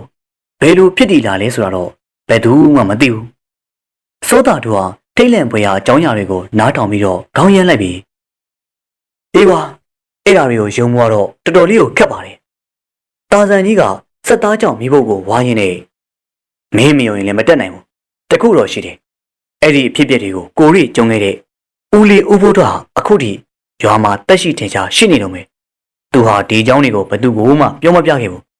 မင်းသွားမင်းရင်လည်းအဖြေပေးမှာမဟုတ်ဘူးအဲ့ဒီအချိန်တုန်းကသူကနှက်ကြီးတိုးနေမှာထိတ်လန့်တုန်လှုပ်ခဲ့ရတဲ့မြင်ကွင်းတွေနဲ့ကြုံတွေ့ပြီးရွာကိုပြန်ရောက်တော့လေဘသူကိုမှမျက်နှာမပြရအောင်အရှက်ရခဲ့ရတယ်သူဟာနှက်ကြီးတိုးနေမှာတဝဲလေလေပြေးလွှားရင်းနဲ့တတိကင်းလွတ်သွားခဲ့တာတတိပြန်လေလာတော့နှက်ကြီးချောင်းရဲ့ကန်းဆက်ကိုရောက်နေတာတဲ့မိုးကလည်းလင်းနေပြီဆိုတော့တပတ်ကန်းကလားနေတဲ့လူစုလူဝေးကြီးကိုလည်းလှမ်းပြီးတွေ့လိုက်ရတယ်သူ့အမေဒေါ်စိန်ထွားနဲ့တကြီးဦးဆောင်တဲ့ရွာသားတွေပေါ့ကွာဒေါ်စိန်ထွားကတော့သူ့သားထွက်သွားပြီးနောက်နေမှာပဲတကြီးကိုအပူကက်နှက်ကြီးချောင်းတစ်ဖက်ကန်းကအချင်းကြီးကိုစောင့်ကြည့်မယ်ဆိုပြီးတိုက်တွန်းခဲ့တာကိုအဲ့ဒီမှာပဲရွာသားတွေကဖိုးတော်ကိုချောင်းကက်ဆက်မှာလဲနေတာတွေ့ပြီးတော့ဝိုင်းဝန်းလှောင်ပြောင်ခဲ့ကြတယ်။ဘာကြောင့်လဲဆိုရင်သူကနှက်ကြီးတိုးကိုမဝင်မဲနဲ့ချောင်းဆက်မှာတင်တညာလုံးရှိနေတယ်လို့အားလုံးကသတ်မှတ်လိုက်ကြလို့ပဲ။ဦးဘိုးတော်ကတော့သူကြုံတွေ့ခဲ့ရတာတွေကိုရွာသားစီဖောက်တဲ့ချမယ်ဆိုရင်ဘယ်သူကမှလည်းယုံကြည်မှာမဟုတ်ပဲနဲ့အဲ့ဒါကြောင့်အဲ့ဒီအဖြစ်အပျက်ကိုရင်ကုန်နှုတ်ပိတ်ပဲနေလိုက်တော့တာထင်ကြီးရာထင်ကြပါစေလို့လေသဘောထားလိုက်တော့တယ်ငါ့ကိုတော့မှမိုးဆိုးဖြစ်တဲ့အတွက်မတော်တဆနှက်ကြီးတို့ဘက်ကိုရောက်သွားမှဆိုလို့ဆိုပြီးသူ့ရဲ့အကြောင်းလေးကိုတိုးတိုးတိတိပြောပြခဲ့တာငါကတော့ဦးလေးဖူးတော်ရဲ့စကားတွေကိုယုံကြည်တယ်ကွာစိုးတာတို့ရဲ့ခေါင်းထဲမှာရှုပ်ထွေးလေးရဲ့ရှိနေပြီးဒီနောက်မှာတော့လက်သေးကိုကြစ်ကြစ်ပေါအောင်စွတ်ပြီးတော့ စိုးတာထူးတော့တို့ရင်လည်းအပြစ်ပဲငါသားနဲ့ငါမယားရှိရအတွက်နှက်ကြီးတော့မဖြစ်မနေဝင်မယ်ကွာမို့ဆိုးဆိုတာတိုးရင်းမှာအန်ဒီရီနဲ့မပြတ်ကြုံတွေ့နေရတာတေးတနေ့မွေးတနေ့ပေါ့ကွာဒီလိုနဲ့ပဲစိုးတာထူးကတာဇန်ကြီးကိုအပေါ်ဆက်မရတဲ့ပြင်တုံလို့ဖွေရအကြောင်းအရာတွေကိုကြားရရပြီးဒီတိုင်းဆိုတော့စိုးတာထူးတွေတကူလေးတာနှက်ကြီးတို့ကိုဝင်ရမှာဖြစ်ပြီးသူနဲ့အတူဘသူကားမှလည်းအပေါ်လိုက်မှာမဟုတ်တော့ပါဘူးဒီနောက်မှာတော့စိုးတာထူးလည်းအချိန်မဆိုင်တော့ဘဲနဲ့ခရီးထွက်ဖို့ပြင်ဆင်တဲ့အခါမှာကိုဝင်အရစ်မာကြီးနဲ့အာမှုကစိုးတာထူးနင့်ကိုတားများလို့သာကြည့်နေရတာငါစိတ်မချဘူးနင်တောဝင်ရင်ကညင်မင်မောင်နှမနှစ်ကွန်းတေးသေးချာချာအိုးခိုက်သွားပါဒီကောင်မှာဥရှိလုံးကြီးကလည်းထက်ပြီးတော့စိုးတာထူးဇော်ကြီးကမုံးမှာဇော်ကနီနဲ့ဇော်ကနက်ဆိုပြီးနှစ်မျိုးရှိတယ်ဇေယျကြီးလိုအပ်တာကတော့နှစ်မျိုးစလုံးပဲမင်းရဲ့မိန်းမအတွက်လည်းဘာမှမမိုးနဲ့ငါတို့တွေတေးသေးချာချာစောင့်ရှောက်ထားမယ်ဇေယျကြီးကတော့အဲ့ဒီဇော်ကြီးကမုံးကိုစိတ်ရက်အတွင်းမှာမရရင်ငါသားရွှေလုံးရဲ့ပယောဂကိုကိုဖို့ဆေးဖို့ဖို့အချိန်မမီဘူးလို့ဆိုတယ်ဒီတော့မင်းအနေနဲ့အဲ့ဒီကိုစိတ်ရက်အတွင်းအရောက်ပြန်လာစေခြင်းနဲ့ကွယ်နှက်ကြီးတော့ကိုရောက်ဖို့အတွက်ရွာကနေတတော်ဝင်တတောင်တက်တနေ့လုံးခရီးချမ်းနေရမှာဖြစ်ပြီးတော့စိုးတာတို့ခရီးထွက်မဲ့နေ့မှာတရွာလုံးကရွာပြင်ကိုလိုက်လံပို့ဆောင်ပေးပါတယ်စိုးတာတို့လည်းအားမူနဲ့တကွရွာသားတွေကိုနှုတ်ဆက်ထွက်ခွာလာပြီးခါတိုင်းနဲ့မတူစိတ်တထင်းနဲ့တော့ဖြစ်နေပါတယ်အားမူကတော့ကညင်မင်မောင်နှမနှက်ကုန်းကိုဥခိုက်ကဘေးရန်ကင်းကွာဆွတောင်းတော့ဖို့တတိုးတိုးနဲ့မှားနေတာပါစိုးတာတို့တယောက်ကတော့တင်းနှန်းရှင်နဲ့လုံကြီးကိုတူတူလေးပဲဝစ်ထားပြီးခါမှလုံကြီးမြဲစီဖို့တရေကပတ်ကိုလည်းပက်လို့ထားပါတယ်ကြောထက်မှာတော့ပလိုင်းတလုံးနဲ့လက်ဆွဲတော်ဒူးလီကိုလွဲပိုးထားပြီးသူ့ရဲ့နှကမ်းမှာတော့ဝါးစိတ်တံကိုမကျွတ်တန်းတက်လို့ထားပါတယ်သူ့ရဲ့လက်ထဲမှာဓမ္မတချောင်းကိုလည်းကြစ်ကြစ်ပေါင်းစုပ်ကင်ထားပြီးကျုပ်တီရဲ့ပေါ်ပေါက်လာတဲ့အန်ဒီရီတွေလက်နဲ့အဖြစ်အသုံးပြုကတိုးတိုးတဲ့နေရာမှာလဲလမ်းထွင်ရမှာအသုံးပြုမှာပါဒါကတော့မိုးဆိုးစိုးတာတို့ရဲ့မပြောင်းလဲတဲ့ပုံစံဖြစ်ပြီးတော့ပြောင်းလဲနေတာကလေးလံနေတဲ့စိတ်နဲ့ခြေလန်းနေရပါစိုးတာတို့တယောက်ခါတိုင်းနဲ့မတူတော့ပဲတောကြီးတွေကိုဥတီရမှာတက်ကြွလန်းဆန်းမှုကင်းမဲ့နေပါတယ်အချိန်တန်ကြာလာတော့တွာလာမိတဲ့အခါမှာမြင့်မားလာတဲ့ကညင်မင်းနှပင်ရှိကိုရောက်လာပြီးအပင်ကြီးရဲ့အချိန်မှာတော့မြေကွက်လက်မှာနှက်ကုန်းတစ်ခုလည်းရှိပါတယ်သူတို့တရွာလုံးကတောဝင်ပြီးဟင်းဒီဟင်းရဲ့ကူးတာအစားတစ်ခုတ်ဝါခုတ်လှုပ်တဲ့သူတွေမုတ်ဆိုးအာလုံးတုံးမဝင်ခင်မှာတော့အဲ့ဒီနှက်ကုန်းမှာပူဇော်ပတာလို့တွားခဲ့ပါတယ်မုတ်ဆိုးစိုးတာသူကတော့မူလတွေကအဲ့ဒီသူတွေနဲ့မတူတဲ့စိတ်ဓာတ်ရှိပြီးသူဟာဘယ်လိုအရာကိုမှယုံကြည်ကိုးကွယ်ခြင်းမရှိရင်ကျက်လာတဲ့အတွေ့အကြုံနဲ့တမ္မာတောက်နှင်းလာတဲ့ခြေထောက်တွေကိုသာယုံကြည်ကိုးစားပြီးတော့သူ့ရဲ့မုတ်ဆိုးတက်တန်းတစ်လျှောက်ကညင်မင်မော်နမနှက်ကုန်းရှိကအကျဉ်းချင်းဖြစ်တန်းခဲ့ဖို့ပြီးတကားမှလည်းအိုးခိုက်ပူဇော်ခြင်းဆိုတာမရှိပါဘူးအခုလေနှက်ကုန်းရှိကိုရောက်တဲ့အခါမှာအားမွေရဲ့အမှားစကားကြားရောင်ကပြုံးနိုင်မိပြီးခြေလန်းတွေကတော့တုံဆိုင်ခြင်းမရှိတရွေ့ရွေ့နဲ့တွားလို့နေသေးပါပဲမို့ဆိုးစိုးတာတို့ဟာကြည်လင်နေတဲ့နှက်ကြီးချောင်းရေပြင်ကိုစိုက်ကြည့်ပြီးတော့ချောင်းရဲ့တစ်ဖက်ကမှာနှက်ကြီးတော်ရှိတာဖြစ်ပြီးတော့သူဟာညနေဆောင်တဲ့အချိန်မှာအဲ့ဒီနေရာကိုရောက်ရှိလို့လာခဲ့ပါတယ်ချောင်းရီကတစ်ဖက်ကန်းကိုအလွယ်တကူကူးပြတ်သွားလာနိုင်လောက်ဒိုးစီလောက်သာနှက်ပြီးတော့ကြည်လင်တဲ့ရေအောက်ကကြောက်တုံးတွေကြောက်ဆိုင်တွေကူးလူးခက်လက်သွားနေတဲ့ငါးတွေကိုလည်းအတိုင်းသာမြင်နေရပါတယ်တစ်ဖက်ကန်းကိုအလွယ်တကူဖြတ်တန်းသွားလာနိုင်နေဆိုပေမဲ့ဇောတာထုကတော့ချီတုံချတုံဖြစ်နေပြီးနောက်နေ့မှပဲချောင်းကိုဖြတ်နှက်ကြီးတော်တွေဝင်မယ်ဆိုပြီးတော့ဆုံးဖြတ်ချက်ချလိုက်ပါတယ်မကြမီမှာမှုံစပြိုးတော့မှဖြစ်ပြီးတော့သူဟာအဲ့ဒီချိန်မှာမိတ်ဆွေဖြစ်သူမိုးဆိုးတာဆန်ကြီးပြောလိုက်တဲ့ကိုကိုလုံးနဲ့အဆောင်ဘလူးရဲ့အကြောင်းခေါင်းလေးကိုဖြတ်ကနေဆိုပြီးတော့တရေရိပ်ဝင်လာခဲ့ပါတယ်ဒီကောင်မှာဇောတာထုကအလိုလျောက်ပဲကြိုးလေးမှာစိတ်ပြီးတော့ချက်သိန်းနေဖြန်းကနေထကချက်ချင်းပဲသူ့ကိုယ်သူမကြည်မနဲ့ပုံစံနဲ့ဟာငါကဘာဖြစ်နေရလဲငါလိုမိုးဆိုးရင်းမာကြီးတွေကဘာလို့တွေးပြီးတော့ကြောက်နေတာလဲဘယ်လိုအနေမျိုးတွေတွေ့ကြုံတုံးတိုက်တိုက်ကြားခဲ့ပေါ့ကွာမမြင်ရတဲ့အရာတွေကိုလည်းမကြောက်ဘူးမြင်ရတဲ့ဟာတွေကိုလည်းမကြောက်ဘူးတာဇန်ကြီးကလူတကာကိုအမြဲတမ်းနောက်ပြောင်နေတဲ့တော့ငါ့ကိုလေဒီအကြောင်းတွေကိုအတီးပုံးနဲ့နောက်ပြောင်ပြောလိုက်တာပဲဖြစ်မှာနှစ်ပေါင်း100လောက်ကတည်သွားတဲ့လူတွေအဆောင်ဘလူးတွေဆိုတာဘယ်လို့ရှိနေမှာလဲတာဇန်ကြီးစိတ်ကူးရင်ပြီးတော့နောက်ပြောင်လိုက်တာအမှန်ပဲအဲ့ဒီလိုရေရုပ်ကအားတင်းလိုက်ပြီးဒီနောက်မှာတော့စိုးတာထုတွေစကန်ချဖို့များစွာပြင်ဆင်စရာမလိုခဲ့ပါဘူးအဲ့ဒီနေရာနဲ့မလန်မကန်တိုးစမှာတက်ကုတ်သမားတွေအသုံးပြုခဲ့တဲ့ စကန်ဟောင်းတစ်ခုရှိပြီးတော့စကန်ဟောင်းကပျက်စီးသလောက်ဖြစ်နေပြီဖြစ်ပေမဲ့တညတာအိတ်ဆက်ဖို့အတွက်ကတော့အတုံးတော့ဝင်အောင်မှာပါစကန်ဟောင်းသားရောက်တဲ့အခါမှာတစ်ပတ်ရဲ့ဒေးလေးတစ်လုံးပေါက်ပြင်းနေတဲ့ထရန်ကျင်းနဲ့မိမတယောက်ရဲ့ငိုကြွေးနေတဲ့အတန်ကိုကြားလိုက်ရပြီးသူဟာပစောင်းကစိတ်တံကိုစက်ကနေကျွတ်ပြီးတော့ပကုံးနှစ်ပတ်မြင့်တက်လို့သွားပါတယ်မိမတယောက်ငိုနေတဲ့အတန်မှလားဒီနေရာဟာတစ်ကုတ်သမားတွေမို့ဆိုးတွေတောင်အသွားလာမရှိသလောက်ပဲခရီးသွားနေဆိုတာလေတောလမ်းမှာမရှိတာဒီကိုရောက်စရာအကြောင်းလည်းမရှိပါဘူးဒါနှက်ကြီးတော့မဝင်လာခင်တည်းကငါ့ကိုတိုးချောက်တာများလားမိုးရှိုက်နေတဲ့အတန်ကဆက်လက်ထုတ်ပေါ်နေစေရှိပြီးတော့စောတာတို့လည်းဖြစ်ကျင်ရဖြစ်ဆိုပြီးတော့သဘောထားကလက်တစ်ဖက်မှာအသင့်ကိုင်းဆောင်လာတဲ့ဓမ္မနဲ့ဝါထီယန်ကိုခက်ဆက်ဆက်လေးပို့လိုက်ပါတယ်ဟေးဘယ်လိုလဲကွာငိုနေတာငိုတန်ဟာရုတ်တရက်ရစ်တန်သွားပြီးတော့ဒီအချိန်မှာစောတာတို့ကလည်းတေးပေါဝကိုရှောက်နေပါပြီတေးကြီးကရိုင်းနေနဲ့ကုတ်ပြစ်ပေါ်မှာလဲလျောင်းနေသူတယောက်နဲ့ငိုကြွေးရကရစ်တန်ပြီးမျက်လုံးဝမ်းပြီးတော့ကြည့်နေတဲ့မိန်းကလေးတယောက်တွေ့လိုက်ပါတယ်စောတာတို့ကမျက်မှောင်ကျုပ်ကသူတို့နှစ်ယောက်ကိုစူးစမ်းရင်းနဲ့လူသားစစ်စစ်ဖြစ်တဲ့အကြောင်းသိကြသွားတဲ့အခါမှာဟေးမိန်းကလေးနင်တို့ဒီမှာဘာလာလုပ်နေရလဲဟိုဘွားကြီးကရောဘာဖြစ်တာလဲ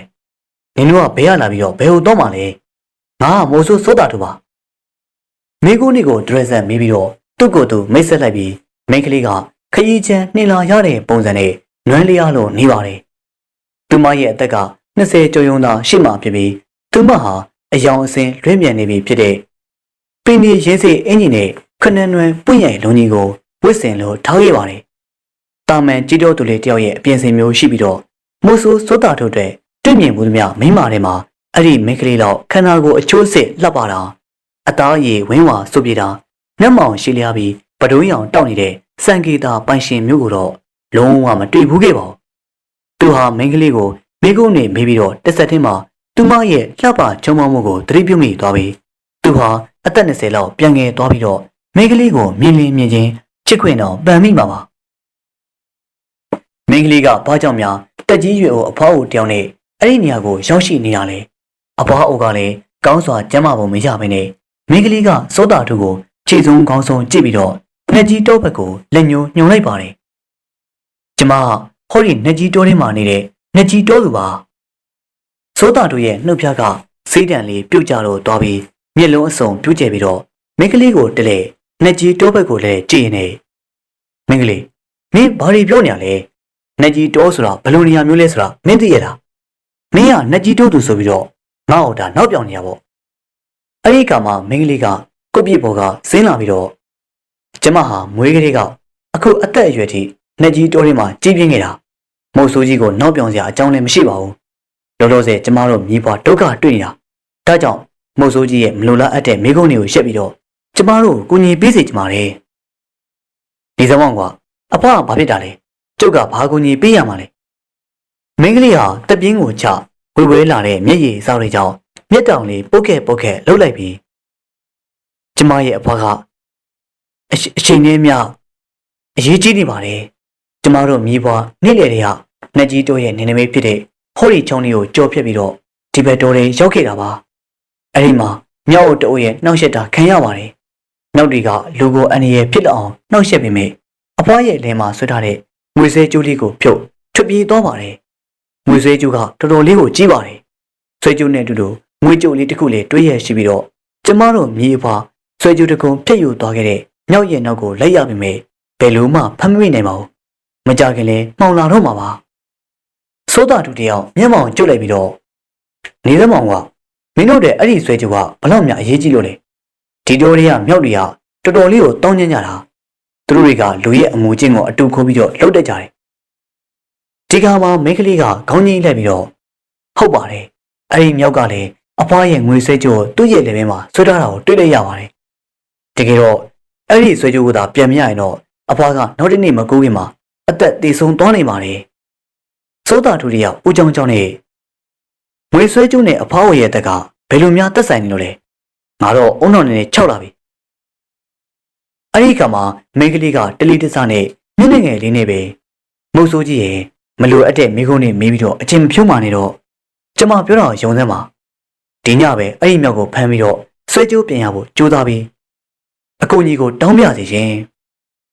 မိုးဆိုးစောတာတို့ဟာခေါင်းပေါင်းတစ်ပတ်ကိုဖြုတ်မျက်နှာကိုပုတ်တက်လိုက်ပြီးခေါင်းကိုလည်းတပြင်းပြင်းမြည်အောင်ကုတ်ပြီးတော့ဒီလိုတွန်းတဲ့ချိန်မှာအမောင်ကလည်းကြောက်တော့မေးမြောက်တကောင်ကိုဘယ်လိုလုပ်ရှာပြီးတော့ဖမ်းဆီးရမလဲငါ့လိုမိုးဆိုးတရားမပြောနဲ့မိုးဝါတကြားမင်းဆင်းလာရင်တော့အဲ့ဒီမြောက်ကိုဖမ်းဖို့ကမလွယ်ဘူးကွာမိန်းကလေးဟာခေါင်းကြီးလိုက်ပြီးတော့ဒီအချိန်တိုင်းတွက်ကြည့်ရင်တော့အဲ့ဒီလောက်ကမဖြစ်နိုင်ဘူးဆိုတာမှန်ပါတယ်ဒါပေမဲ့ကျမစီမှာမြောက်ကိုဖမ်းဆီးဖို့နည်းလမ်းရှိပါတယ်ဒါနဲ့မိုးဆိုးကြီးကဒူလီပြစ်ခဲ့တာတော့ကျွမ်းကျင်ပါတယ်နော်ဒူလီပြစ်ချက်ကဘယ်လိုမှအမှားရခံလို့မဖြစ်ဘူးဒီမှာကျုပ်ရဲ့လက်ကိုစိတ်ကြပါဗျာစံကြီးတမြင်စားတော့မလွဲစေအောင်တကောင်တစ်ချက်စောတာတို့ရဲ့လက်ပဲဗျာ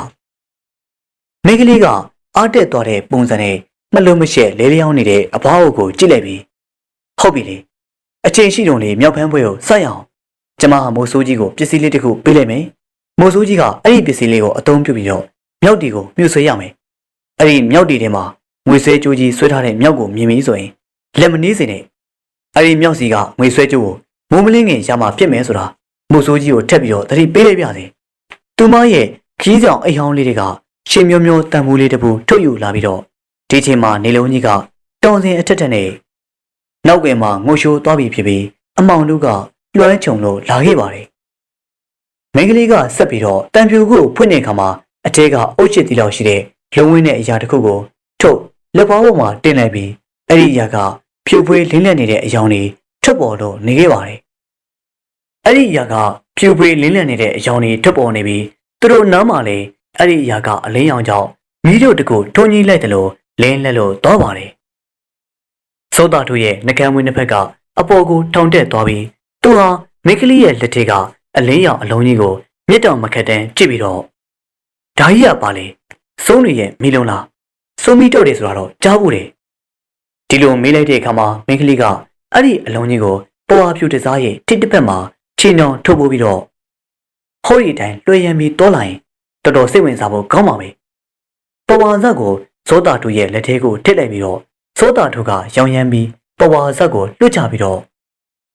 ငါဒီစိုးမီတို့ကိုဘာလို့ရမှာလဲကွာတကယ်တော့မင်းတို့ကနှက်ကြီးတိုးတွေမှာနေတယ်ဆိုတော့ငါစိတ်ထဲမှာထင်းနေတာမှန်ပါပြီကွာမင်းတို့တွေကဒီကမှာမင်းကလေးကလက်ကပြီးတော့ဟန်တားလိုက်ပြီးကဲပါမိုးဆိုးကြီးရဲ့အထိပ်ပင်မဲ့အချိန်ကြီးဖြုံးမနေနဲ့ဟိုးကြီးကမီးပြထားလုံးကိုယူသွားမြောက်အုပ်ရှိတဲ့နေရာကိုသွားပါမြောက်တီကိုအဲ့ဒီမီးပြထားလုံးနဲ့မြှုပ်ဆွဲပြီးတော့ခေါ်ပြီးတော့အဲ့ဒီအခါမှာငွေဆွဲကြိုးရှိတဲ့မြောက်ကလည်းထွက်လာနိုင်မယ်ရှင်ကအဲ့ဒီမြောက်ကိုအပိုင်ဖမ်းဖို့သာကြိုးစားပြီးတော့စောတာဒုတိယမြေပြင်ကပေါ်ပါစားနဲ့ထုတ်ထားပေမဲ့အလင်းရောင်ထွက်ပေါ်နေတဲ့အလုံးကြီးကိုစိုးစိတ်ကကြည့်ကမဖြစ်ဘူးမင်းကလေးမင်းတို့နဲ့ငါဆက်ပြီးတော့မပတ်သက်တာကောင်းလိမ့်မယ်မင်းတို့ကဘာမှမကူညီနိုင်ဘူးကွာငင်းဆန်ကထုတ်ခွာဖို့ပြင်လိုက်ပြီးတော့မင်းကလေးကလှုပ်လှုပ်ရှားရှားဖြစ်သွားပြီးတက်ပြင်းချက်ကပေါ်ပါစားနဲ့မိပြတာဆိုတဲ့အရာကိုကောက်ယူပြီးတော့ဟောတာကမိပြတာပါရှင်မိပြတာဆိုပေမဲ့သူကပြတာရဲ့ဂုံတက်တီတိုင်းအေးမြတဲ့အာနေတဲ့ရှိဒါရှင်းထင်းတယ်လို့မျိုးစုံမီလုံးမဟုတ်ပါဘူးတခါတလေလူတွေကမသိဘူးမကြုံဘူးတဲ့အကြောင်းအရာတွေနဲ့ရင်ဆိုင်ကြုံတွေ့လာပြီးဆိုရင်စိတ်ဆွေးရကိုကောက်ချက်ချတတ်ပါတယ်မိုးဆိုးကြီးအနေနဲ့မြေရှိုးမိုးပြနိုင်တဲ့ပြည့်ရှင်ဆိုတာကြားဖို့မှာပေါ့တကယ်ဆိုရင်ပြတာဆိုတာကြည်လင်တန်ရှင်းတဲ့အမျိုးအစားပါသူ့ရဲ့ဖိတ်တဲ့ဆိုတဲ့ရေတဲ့အားနေလို့ပြန့်ကျဲပြီးတော့လွင့်ပြတ်နေတာမျိုးမို့လားအဲ့ဒီပြတာမျိုးကိုတခြားတတုတမျိုးမျိုးနဲ့အကျိုးစားမျှတအောင်ပူးရဲနိုင်ပြီဆိုရင်တကူတိတ်တိရှိတဲ့ပစ္စည်းဖြစ်ပြီလို့အကျဉ်းအဖြစ်ပြောနေတာပေါ့တကူတိတ်တိဆိုတာကလည်းအကြည်အသေးရှိသေးတယ်လေအလင်းရောင်ထွက်တာတို့ပြန်တန်းနိုင်တာတို့အလိုဆန္ဒပြင်းမြောက်စေတာတို့ပေါ့အဲ့ဒီပြတာကတာမန်အယောင်ပဲထွက်တဲ့အရာတစ်ခုပေါ့ဒါဆိုရင်ဒီမီးပြတာလုံးကြီးကအကြီးရအနေနဲ့စီရင်ထားတာပေါ့အကြီးရနေတိုင်းဆိုတော့ပြတဲ့ရှင်လို့ခေါ်မှာပေါ့ပြတဲ့ရှင်ကပြတာကိုတေးအောင်တက်ပြီးမှပြုတ်လို့နိုင်တယ်လို့ဆိုတယ်ပြတဲ့သေးဆိုတဲ့တက်ကိုဖိုးထိုးပြီးတော့တက်ချော်နဲ့အာဂါသတက်ဆိုတဲ့အကိုးတက်ကိုဖမ်းနိုင်ရမယ်တဲ့အဲ့ဒီလုံနဲ့နာဆိုတဲ့ခဲကိုပွက်ကြည့်ပြီးတော့ရတာတစ်ခုခုပေါ်မှာတင်ရတာပြည့်စေခြင်းပြောင်းလဲစေခြင်းလည်းဖြစ်နိုင်ရမယ်တဲ့အဲ့ဒီတက်ကိုချော်ဖုံးထိုးရင်လည်းချော်ပေါ်တက်တန်ခြင်းချော်မထည့်ပဲနဲ့ထိုးရင်လုံထဲမှာလှည့်လည်ကစားနေတဲ့ချင်းအဲ့ဒီလုံထဲမှာဘောကိုကြေပွပြီးတော့ပြာကျစေနိုင်ခြင်းတွေလည်းဖြစ်ပေါ်စေရမယ်လို့ဆိုတယ်အဲ့ဒီပြဓာသေးလို့ခေါ်တဲ့ပြဓာဘောပြားကိုစိတ်ကူးရှိသလိုတုံးဆောင်နိုင်ပြီးတော့အတန်ပိန်နာစိတ်လေးပါးနဲ့ဆက်ပြီးတိတ်တိတက်ရင်လုံမီးတွေက မိဘများစွာနဲ့ထုတ်ပေမဲ့မိမဆွဲပဲညှက်နေယူပြီးတော့လက်ဝါးပေါ်တင်ရင်လေရေခဲလိုအေးနေတာပဲတဲ့အဲ့ဒါပြည့်ရှင်ရဲ့တက်ပေးတဲ့အဲ့ဒီပြည့်ရှင်တက်ကပူအေးမှုအမှုခသိန်းကိုခံနိုင်ခြင်းလူရာကိုပြည့်မြောက်စေခြင်းဆိုတဲ့တိတ်တီလည်းရှိတယ်လို့ဆိုကြတယ်ဒါကိုတော့အကိယလမ်းစဉ်လိုက်စားနေတဲ့လူရင်းကသိကြတာပေါ့သောတာတို့ဟာစိတ်ကရှုပ်ထွေးလေးရဲ့ရှိပြီးတော့မင်းကလေးရဲ့ရှင်းပြနေမှုကိုလည်းနားလေတယ်မဟုတ်ဘဲနဲ့လက်ခံလိုက်ပါတယ်လောလောဆယ်မှာမင်းကလေးရဲ့အမူအရာကအပေါ်အတွက်ပူပန်ခြင်းကိုထောက်ပြီးတော့အသက်အန္တရာယ်စိုးရိမ်နေတာအမှန်ပဲဖြစ်ပြီးနားမလည်တဲ့ကိစ္စကိုထားပြီးတော့အချိန်မဆိုင်ပဲမြောက်ဖမ်းပွဲကျင်းပရမယ်လို့စုံဖြတ်လိုက်ပါတယ်ဒီနောက်မှာတော့မင်းကလေးလက်ညှို့လိုက်တဲ့အတိုင်းမြောက်တွေခူအောင်နေတဲ့ခြေတကုံလေးမှာရှိတဲ့တပန်တိုးလေးတွေရောက်ရှိလို့လာခဲ့ပါတယ်မင်းကလေးဟာမြောက်တီရဲ့နောက်ကိုလှမ်းရင်းနဲ့အဲ့ဒီနေရာကိုရောက်ခဲ့တယ်လို့ဆိုပြီးတော့အကြီးဆုံးတပန်းမင်းကြီးတပင်ထက်မှာငွေဆွဲကြိုးကြီးဆွတ်ထားတဲ့မြောက်ကခိုးအောင်စတဲ့ချနိုင်တယ်လို့ထင်မြင်ယူဆချက်ပေးလာပြီးသောတာထုရဲ့လက်ထဲမှာတော့ပဝါစားနေသူလှည့်ပယ်ခြင်းနဲ့ပြည်တဲ့လုံးလေးကအလင်းရောင်စဝိုင်းကြီးဖြစ်ပါလာခဲ့ပါတယ်လက်သေးကထူးဆန်းတဲ့မိပြသားလုံးကိုကင်ဆောင်ထားရတယ်ဆိုပေမဲ့ကျွန်းတွန်းတော့ဖြစ်နေပြီးအဲ့ဒီအရာကိုဝှေ့ရန်သွားလာနေရတာကိုလည်းပျော်ရွှင်မိတယ်လို့တော့ခံစားလာရပါတယ်သူဟာပြသားကထွက်ပေါ်လာတဲ့အလင်းရောင်နဲ့ပတ်သက်တဲ့တိုးလန့်ကိုအခက်အခဲမရှိသွားလာနိုင်ပြီးဒါကြောင့်ခြေတကုံငယ်လေးအနားမှာရှိတဲ့တပန်တိုးအုပ်တွေကိုရောက်ရှိလို့လာခဲ့ပါတယ်သူဟာတိုးအုပ်တွေကိုဝင်ရောက်လိုက်တဲ့အခါမှာနေ့နေ့ညညအငြိမ်မနေတတ်ပဲလှုပ်ရှားဆူညံနေတဲ့မြောက်အုပ်ကိုသတိပြုမိပြီးတော့မှောင်ရိပ်အကွဲကနေသူ့နောက်ကိုလိုက်ပါလာတဲ့အရေးတွေကိုလည်းမြင်တွေ့လို့နေရပါတယ်မြောက်တီဟာမိပြသားလုံးကိုစိတ်ဝင်စားနေတာဖြစ်ပြီးသောတာထုကမိပြသားနဲ့မြောက်တီကိုမြှူဆွေခြင်းနဲ့ငွေဆွေးကျုပ်ကိုရှာဖို့ကလွယ်မြောင်နဲ့ခက်ခဲကြောင်းလေးစဉ်းစားမိလာပါတယ်သူဟာငွေဆွေးကျိုးဆွတ်ထားတဲ့မြောက်ကိုမတွေ့ခင်မှာမိဖုရားကိုစိတ်ဝင်စားတဲ့တခြားမြောက်တီရဲ့အန္တရာယ်ပေးမှုကိုလည်းခံရနိုင်ပြီးမိဖုရားကမြောက်တီရဲ့လက်ထဲကိုလူရက်လဲပါသွားနိုင်ပါတယ်သူ့ရဲ့နဘေးကတစ်ပိနေထက်က၎င်းမြေပြင်ထက်က၎င်းလိုက်ပါလာတဲ့အရေးတွေကပုံမူများပြားလို့လာပြီးအခုချိန်ထိတော့မြောက်တီဟာပုံရှိုးကွယ်ရှိုးနေတာရှိသေးပြီးတော့သောတာတို့ဟာလေးညို့တင်ပြီးပြစ်ခဲ့ဖို့တဲ့အစင်းသင်းဖြစ်နေတဲ့လေးညို့ကိုလည်းညာလက်ကနေကင်ဆွဲပြီးတော့ဗရများကိုတော့ကြံတဲ့လက်နဲ့မိဆက်ဝိုင်းဖြစ်မြောက်အောင်ဝှေ့ရမ်းလို့လာခဲ့ပါတယ်။သူဟာတပန်းတော်အလယ်မှာရှိတဲ့လွန်ဆောင်မှကြီးမားလာတဲ့တပန်းပင်အောက်ကိုရောက်တဲ့အခါမှာရှေကနေလှုပ်ရှားသွားတဲ့အရေးကြီးတစ်ခုနဲ့အတူလက်သေးကမိပြသားလုံးကလွတ်ထွက်လို့သွားခဲ့ပါတယ်။ຫນွေကျိုးတစ်ချောင်းကိုမိတွေ့ခိုးပြီးစိမ့်နေလာတဲ့မြောင်ကြီးတစ်ကောင်ကသောတာတို့ရဲ့လက်ထဲကမိပြသားကိုလွတ်ရဲသွားတာဖြစ်ပြီးသောတာတို့လည်းဒူးလေးကိုပြင်းလိုက်ပေမဲ့မြောင်ကြီးကတော့ပြင်းပြင်းစော်နေပဲတိတ်ကိုင်းတက်ကက်တွေကြားတွေကိုတိုးဝင်ပျောက်ကွယ်လို့သွားခဲ့ပါတယ်။သူဟာမြောက်ကြီးကိုကောင်းစွာမြင်တွေ့နေရပြီးတော့မြောက်ကြီးရဲ့လက်ထဲမှာဆွဲထားတဲ့ဆွဲကြိုးကြီးကြီးကိုလည်းမိဖုရားရောင်နဲ့ပြိုးပြိုးပြက်ပြက်လေးလဲလို့သွားစေတယ်လို့ထင်ရပါတယ်။တိတ်ကိုင်းတက်ကက်တွေရဲ့ကြားထဲမှာမြောက်ကြီးကပျောက်ကွယ်သွားတယ်ဆိုပေမဲ့ဖျားမိကတော့တဏီယာကတဏီယာရွှေလျာသွားလာလျက်ရှိနေပြီးတော့သောတာတို့လည်းဝေပါလေးဆုံးတားလေးဆုံးအချိန်ကြောင့်ဒေါသထောင်ထောင်ထွက်လို့တော့ပါတယ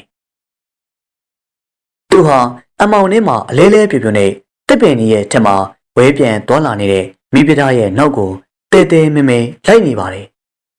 မိုးဆိုးသောတာတို့ဟာမိဖုရားနောက်ကိုလိုက်ရင်းနဲ့တကူလုံးမှာဒဏ်ရာပလက်ပွားဖြစ်နေပြီးတော့သူဟာတစ်ပင်ကြီးတွေကိုလည်းအကျဉ်းချင်းဝင်ငါတွုံးမိပြီးခလုတ်ကသိန်းနေနဲ့ထိခိုက်ပြီးတော့အကျဉ်းချင်းဒလိခောက်ခွေလဲပြိုက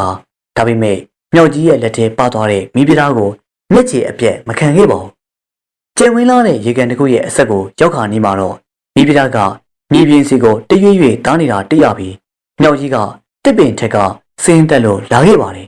။သောတာထုကမြောက်ကြီးနောက်ကိုထက်ချက်မကွာလိုက်ပါလာခဲ့ပြီးတခြားမြောက်တွေကလည်းစွညံစွာအတန်ပေးရင်နဲ့လိုက်ပါလို့လာခဲ့ပါတယ်။မြောက်ကြီးကမြေပြင်ကိုဆင်းသက်တဲ့အခါမှာတခြားမြောက်တွေကလည်းဆင်းသက်ဝိုင်းအောင်လို့လာပြီးဒီကမှာမြောက်ကြီးကထူးဆန်းတဲ့ပစ္စည်းတစ်ခုပိုင်ဆိုင်တာကြောင့်ဝမ်းသာရှင်မျိုးနေတဲ့ပုံစံနဲ့မြောက်တီရဲ့အလင်းမှာတရားကိုဝှေ့ရမ်းပြီးခုံပေါက်အော်ဟစ်အောင်မဲခံလို့နေပါတယ်။သောတာထုကတော့ရေကန်အဆက်မှရှိတဲ့ချုံမိုးတစ်ခုကိုကွဲလိုက်ပြီးမြောက်အုပ်ကြီးကိုချောင်းမြောင်းကြည့်ရှုရင်းနဲ့ငါဘလို့လှုပ်ရပါမလဲ။မြောက်ကြီးကိုလည်းတက်ပြီးတော့ငွေဆွဲကြုံနဲ့တရားကိုယူတယ်ပဲထောင်းဒါလို့များများနဲ့မြောက်အုပ်ကြားတွေကအလွယ်တကူပြန်ထွက်ဖို့ဆိုမဖြစ်နိုင်ဘူး။ဒီတော့မှပဲသောတာထုလည်းမြောက်အုပ်ကြီးကပုံမိုးဆွညင်ကဘလုံးတုံးကပြစ်သွားတာကိုတွေ့ရပြီးတော့ပြထားကိုကင်ဆောင်ထားတဲ့မြောက်ကြီးစီက တခြားမြောက်တွေကငွေဆွဲကြိုးနဲ့ပြထားကိုဝိုင်းဝန်းလူရဲခြင်းဖြစ်ပြီးတော့မြောက်ကြီးဟာအဲ့ဒီမြောက်အုပ်ထဲမှာအင်အားအကြီးမားဆုံးနဲ့အထွားအကျဉ်းဆုံးဖြစ်ပြီးမြောက်ကြီးရဲ့ပြန်လည်တိုက်ခိုက်မှုကြောင့်တခြားမြောက်တွေဟာတကောင်ပြီးတကောင်လွင့်စင်လို့သွားခဲ့ပါတယ်။သောတာတို့ဟာမြောက်အုပ်နဲ့နီးနေသမျှနီးဖို့အတွက်တရွေ့ရွေ့တိုးကပ်သွားပြီးမြောက်ကြီးကတော့တခြားသောမြောက်တွေနဲ့တိုက်ခိုက်ရင်းနဲ့ရေကန်ဆက်ကိုရောက်ရှိလာတဲ့နီးသူသောတာတို့လည်းဖြက်ကနေပဲအကြံတစ်ခုရလိုက်ပါတယ်။သူဟာရေကန်လေးကိုဆင်းသက်ပြီးတော့မြောက်အုပ်ရှိရာဘက်ကူးသွားပြီးမြောက်အုပ်ကြီးကအချိန်ကြာလာတာနဲ့မျှအေးနေပြီးတော့ရေကန်ဆက်ကိုတပြေးပြေးချင်းစုတ်ခွာလို့လာခဲ့ပါတယ်။သူ့မှာပြေးပေါက်ပိတ်နေတာဖြစ်ပြီးတော့သူဟာထူးဆန်းလာတဲ့ပြည်စင်းတစ်ခုလက်လွတ်ရတော့မှဖြစ်ပြီးမြောက်တွေကတကောင်ပြီးတကောင်သူ့စီကိုတိုးဝင်လို့လာနေတာပါ။အဲဒီတော့မှပဲမြောက်ကြီးကြိုးပေးထားတဲ့ရေကန်လေးကလူတစ်ယောက်ဟာဘွားကနေပေါ်လာခဲ့ပြီးတော့မြောက်ကြီးကထင်းမထားပဲအလင်းငိုက်ခံလိုက်ရတာစောတာသူကမြောက်ကြီးစီကိုရေထဲကတက်ပြီးတော့လွှာကနေခုံဝင်ပူးကက်လိုက်ပြီးဒီနောက်မှာတော့လူရောမြောက်ပါရေကန်လေးကိုလုံထွေးရင်းနဲ့ဘွားကနေပဲနှိမ့်မြုပ်လို့သွားခဲ့ပါတယ်မြောက်ဟာရေကြောက်တဲ့တရားဖြစ်နေတာကိုစောတာသူတယောက်ကန်ကောင်းသွားစေပြီးစောတာသူကရှီထဲမှာလုံးထွေးရင်းနဲ့မြောက်ကြီးစီကငွေဆွဲကျုံနဲ့မိဖုရားကိုအရာယူနိုင်ခဲ့ပါတယ်။နောက်ဆုံးမှာတော့စောတာတို့လည်းတကိုယ်လုံးမှာကြီးနဲ့ဆွဆွဲပြီးတော့ဒဏ်ရာဒဏ်ချက်နဲ့အနာတရားတွေနဲ့တဲရှိကိုရောက်လာပါတယ်။သူဟာမြောက်ကြီးကိုရှင်းနေပြီးကတက်ပြက်ခဲ့ပြီးဒီနောက်မှာတော့တပန်းတို့ကတင်မြန်စွာတွက်ခွာလာပြီးမြောက်အုပ်ကဆက်လက်လိုက်ပါလာခြင်းမရှိတော့ပါဘူး။စောတာတို့ရဲ့လက်ထဲမှာမိဖုရားကိုကင်ဆောင်ထားပြီးလက်ထဲမှာတော့ငွေဆွဲကြိုးကြီးဆွဲလို့ထောက်ပါတယ်တဲထဲမှာတော့ကငင်စမိတဲ့တိုင်းထုံးညိထားပြီးမိန်းကလေးကိုအစင်းနဲ့တွေ့ရပြီးတော့မိန်းကလေးကစောတာထုကိုမြင်တဲ့အခါမှာမျက်နှာရှင်ပြပြီးတော့ငွေဆွဲကြိုးကိုယူလိုက်ပါတယ်မိုးဆိုးကြီးဒီကိစ္စကိုစွန့်တောင်းနိုင်မယ်ဆိုတာကျမယုံကြည်ပါတယ်အဖွားအတွက်လည်းစိတ်အေးရပါပြီစောတာထုဟာချော့တွေ့နေတဲ့အဝတ်ပုံတပုံကိုလဲလဲဝတ်ဆင်နေတဲ့အချိန်မှာမိန်းကလေးကအဖွားအုပ်ကိုထူမပြီးတော့ငွေဆွဲကြိုးနဲ့တွေးရရှိနေတဲ့ငွေကြုံလေးကိုဖွင့်ကအဖွားအိုရဲ့နှကမ်းမှာတိတ်ပြီးတော့အဖွားအတွက်အသက်ကယ်စီရပြီအဖွားမြင်မြန်တောက်လိုက်ပြီးတော့နော်စောတာတို့တယောက်ကိုပြည့်ရဲ့တနေရာမှာအင်ဖက်နဲ့ထုတ်ပိုးထားတဲ့ဓမင်းဟင်းတွေကိုတွေ့ရပြီးတော့ပိုက်တင်းမှာတော့တကြိုးကြုံနဲ့မြင်နေခဲ့ပါတယ်ဓမင်းဟင်းတွေကအငွေတောင်းတောင်းနဲ့ငွေပြက်နေတဲ့ရနံ့တွေထွက်ပေါ်နေပြီးမိန်းကလေးကကဲမိုးဆိုးကြီးအတွက်ကျမညစာအသင့်ပြင်ထားပါတယ်အေးငါ့အတွက်လားကောင်းတယ်ဟေးကောင်းတယ်အနာကဝါကြည့်တော်ထဲမှာလေစံရက်တွေရှိပါတယ်စောတာတို့ဟာတစ်ချိန်လုံးမှာဝမ်းတာလုံးစွတ်ပြီးတော့အရက်ကိုရေတောင်မရောတော့ပဲဝါကြည့်တော်ရှိတဲ့အတိုင်းတကူကွနဲ့မောချလိုက်ပါတယ်မိန်းကလေးဟာဘယ်လိုရှာဝေချက်ပြုတ်ထားတာမသိဟင်းကတော့တောကျက်တာစီပြန်ဖြစ်ပြီးဒီကမှာစောတာတို့တယောက်အိမ်ဘက်ထဲမှာပုံထားတဲ့ထမင်းဟင်းတွေတက်တက်ပြောင်းတော့မှစားတော့ခြင်းကိုလက်စတက်လိုက်ပါတယ်အဲ့ဒီအချိန်မှာကိုပြည့်တက်မှာလဲလျောင်းနေတဲ့အဖွားအုပ်ကငွေကြုံထက်ကအသက်ကယ်ဈေးဆိုတာကိုတောက်ပြီးတော့အကောင်းပကတိပြန်ဖြစ်လာပြီးစိုးတာထူတယောက်အစားအသောက်ကိုမဲနေတဲ့အခါမှာအဖွားအုပ်ကိုတော့တရေပြုံးမိပုံမရတော့ပါဘူးစားတော့ပြီးတဲ့အခါမှာတန်းဝေလာပြီးသူ့ရဲ့တကူလုံးကနာကျင်ကြိုက်ခဲလို့လာခဲ့ပါတယ်ပေမဲနွမ်းနယ်မှုတွေကြောင့်အိတ်ချင်စိတ်ကိုထိန်းလို့မရဖြစ်နေပြီးမကြခင်မှာစိုးတာထူကကိုပြည့်တက်မှာဆန့်ဆန့်ကြီးလဲလျောင်းပြီးတော့တကောခေါနဲ့အတန်တောင်ပေးနေပါပြီနောက်နေ့မနေ့မှာတော့စောတာထူဟာအိယာကကောင်းစွာနိုးလာပြီးသူ့ရဲ့တကူလုံးမှာအားအိမ်နဲ့ပြည့်ဖြိုးပြီးတော့ပေါ်ပါလန်းဆန်းလို့နေပါတယ်အိယာကနိုးတဲ့အခါမှာမိန်းကလေးနဲ့အဖွားအိုတော့မရှိတော့မှန်းသိသွားပြီးဒီကမှာစောတာထူကဒီကောင်မလေးတော်တော်ကျေးဇူးကင်းတာပဲငါ့ကိုတော့နှုတ်ဆက်မတော်ဘူးသူတို့ကဘယ်ကိုသွားကြတာလဲနှစ်ကြီးတိုးလေးမှာနေတယ်လို့လည်းပြောတယ်သူတို့စီကမိပြတော့တော်တော်လေးကိုထူးဆန်းတာပဲအဖွားကြီးကလည်းငွေဆွေးကြိုးကြီးငွေကြိုထင်းမှာထဲထားတဲ့ဟာကိုတောက်ပြီးတော့ပြန်ပြီးကောင်းလာတယ်အဲ့ဒီမိန်းကလေးကတော့ဒါဟာအဖွားအတွက်အသက်ကယ်စေးတဲ့ဒီအကြောင်းအရာတွေစဉ်းစားမိကြတော့ငါကောင်းထဲမှာခြားခြားလဲနေပြီငါအတွက်ကလှုပ်ရှားတစ်ခုပဲရှိတယ်နှစ်ကြီးတော့ဝင်ပြီးတော့ဇော်ကြီးကမုံရှာဖို့ပဲကျန်တာတွေဘာမှမစဉ်းစားတာကောင်းတယ်တယောက်တည်းရေယိုလိုက်ပြီးဒီနောက်မှာစောတာတူလဲနှစ်ကြီးချုံးဆက်ကိုရောက်ရှိလာပြီးတော့ရေတိန်တဲ့နေရာကတစ်ဖက်ကန်းကိုကူးဖြက်လို့လာခဲ့ပါတယ်ဘသူမှချင်းမကြရဲဘူးဆိုပြီးနာမည်သတင်းကြည့်နေတဲ့နှစ်ကြီးတိုးလေးကိုဝင်လာခဲ့ပြီးတော့စောတာတူတယောက်ချုံးဆက်ကနေတက်ကာတလန်းလောက်လှမ်းမိလိုက်တဲ့အခါမှာ တိုးကြီးကနေကတစ်ပင်ထက်ကနေဘုံကနေထပြန်လို့သွားပြီးတော့တိုးကြီးကနေဟာစောတာတို့ရဲ့ခေါင်းရင်းထက်မှာပြန်ဝဲရင်းနဲ့စွညင်စွာပဲအော်မီလို့နေပါတယ်တိုးကြီးကနေကိုမောကြည့်ပြီးဒေါသတကြီးနဲ့ဒီကောင်ကြီးတော်တော်ဆိုးပါလားတော်ယုံမို့ဆိုးစင်တော့လေတောဝင်ဝင်ချင်းမှနမည်မကောင်းဘူးဆိုပြီးတော့နှုတ်ကြောင်းပြန်ပြီးလှည့်သွားမှာပဲငါတော့မလှည့်ဘူးဟေ့ဒီနောက်မှာတော့အချိန်တန်ကြာတဲ့အခါမှာတိုးကြီးကနေကြောင့်စိတ်နှောက်ယှက်ဖြစ်ရတာကလွဲပြီးချိုချိုမောမောနဲ့တောင်ဆောင်ကိုရောက်ရှိလို့လာခဲ့ပါတယ်စိုးတာတို့တယောက်ဝါရင်မိုးဆိုးပြီးပတ်ဝန်းကျင်အခြေအနေတွေကိုစစ်စစ်ဆက်ဆက်လေ့လာပြီးတော့ဟောဟိုတောင်ဆောင်မှာတော့ကြောက်ဘူးလေတခုပါလားငါတော်တော်တိုးထဲမှာဒီတိုင်းစကန်ချရတယ်ဆိုင်အဲ့ဒီကြောက်ကပို့ပြီးတော့လေလုံခြုံနိုင်တယ်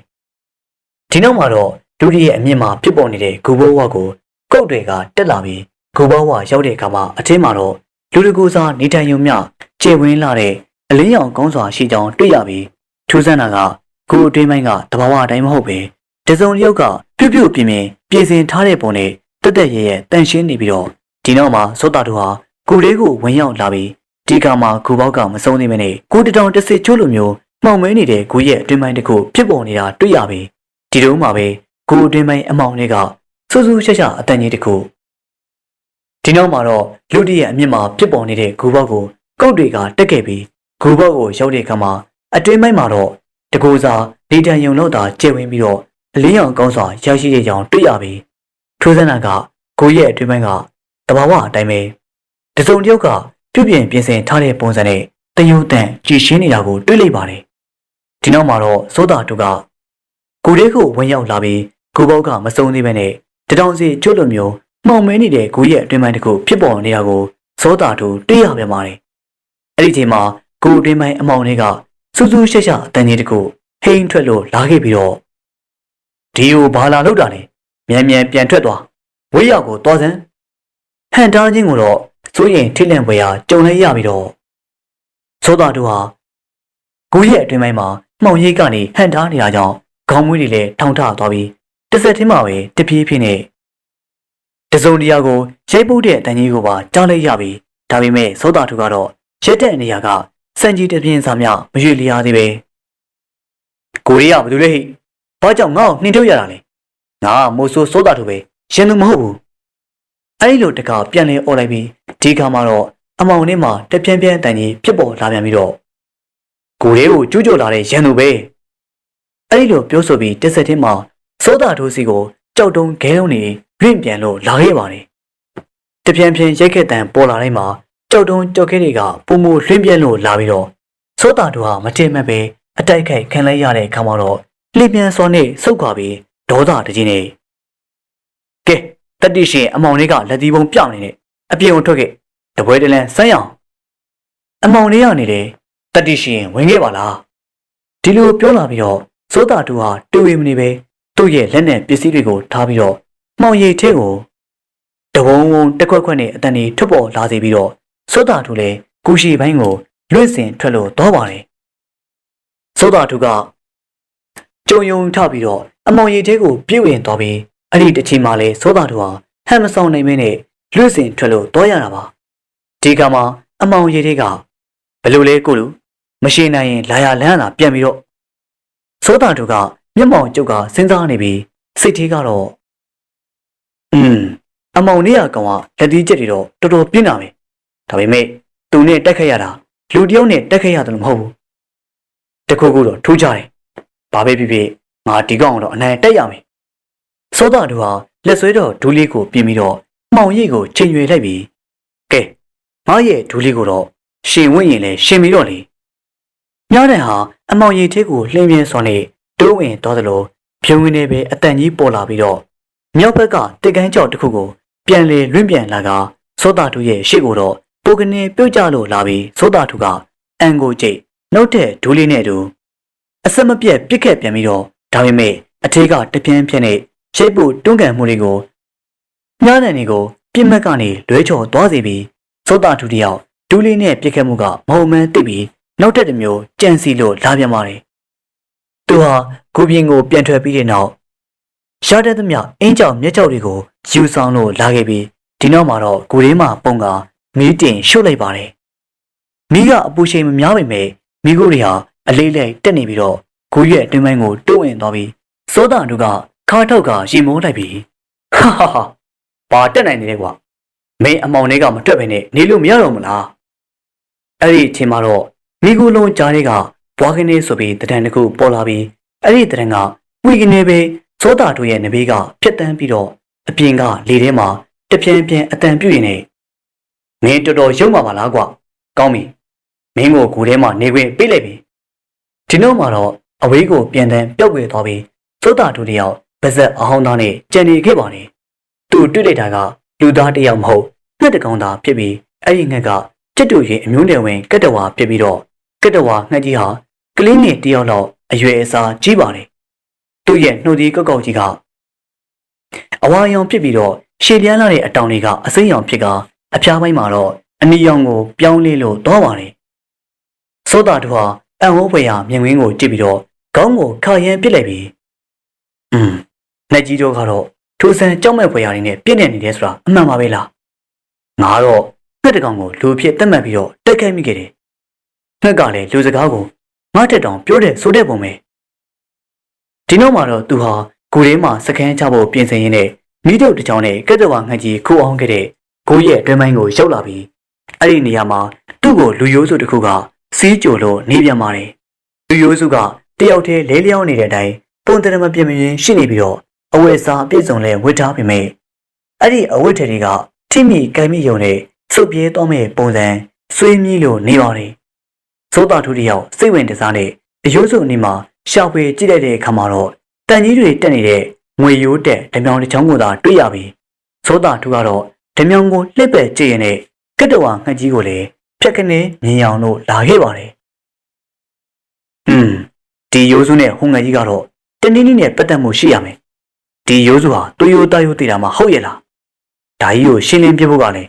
မကောင်းသေးပါဘူးလေငါကိုရှိဘိုင်းမှာပဲစကန်ချမှာဆိုတော့တူတိုင်းပဲထားလိုက်တာပေါ့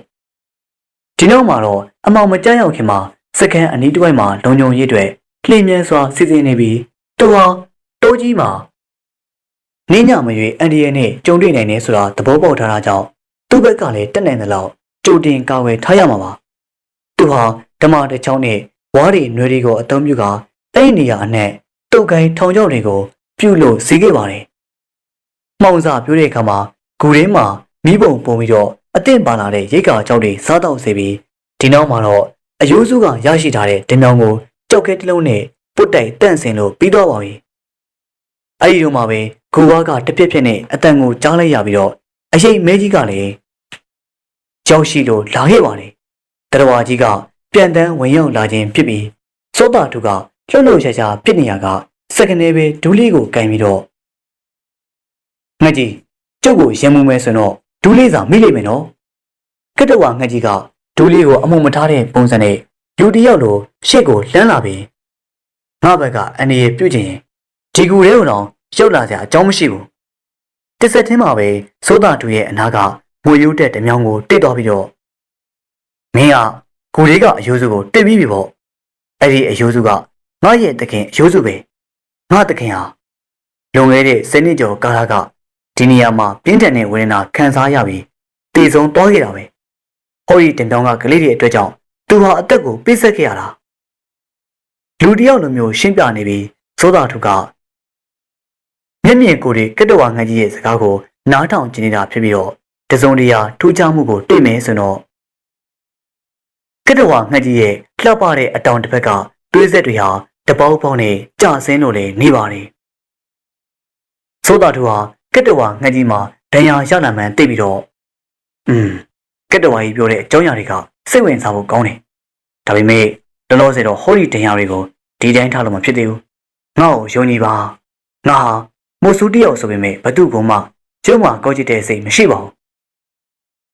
အဲ့ဒီလိုပြောလိုက်တဲ့အခါမှာကက်တဝါကြီးကဒဏ်ရာအတွက်ကတော့တိတ်ဆောက်မရှိပါဘူးဒီကူရဲ့အဆုံးမှာ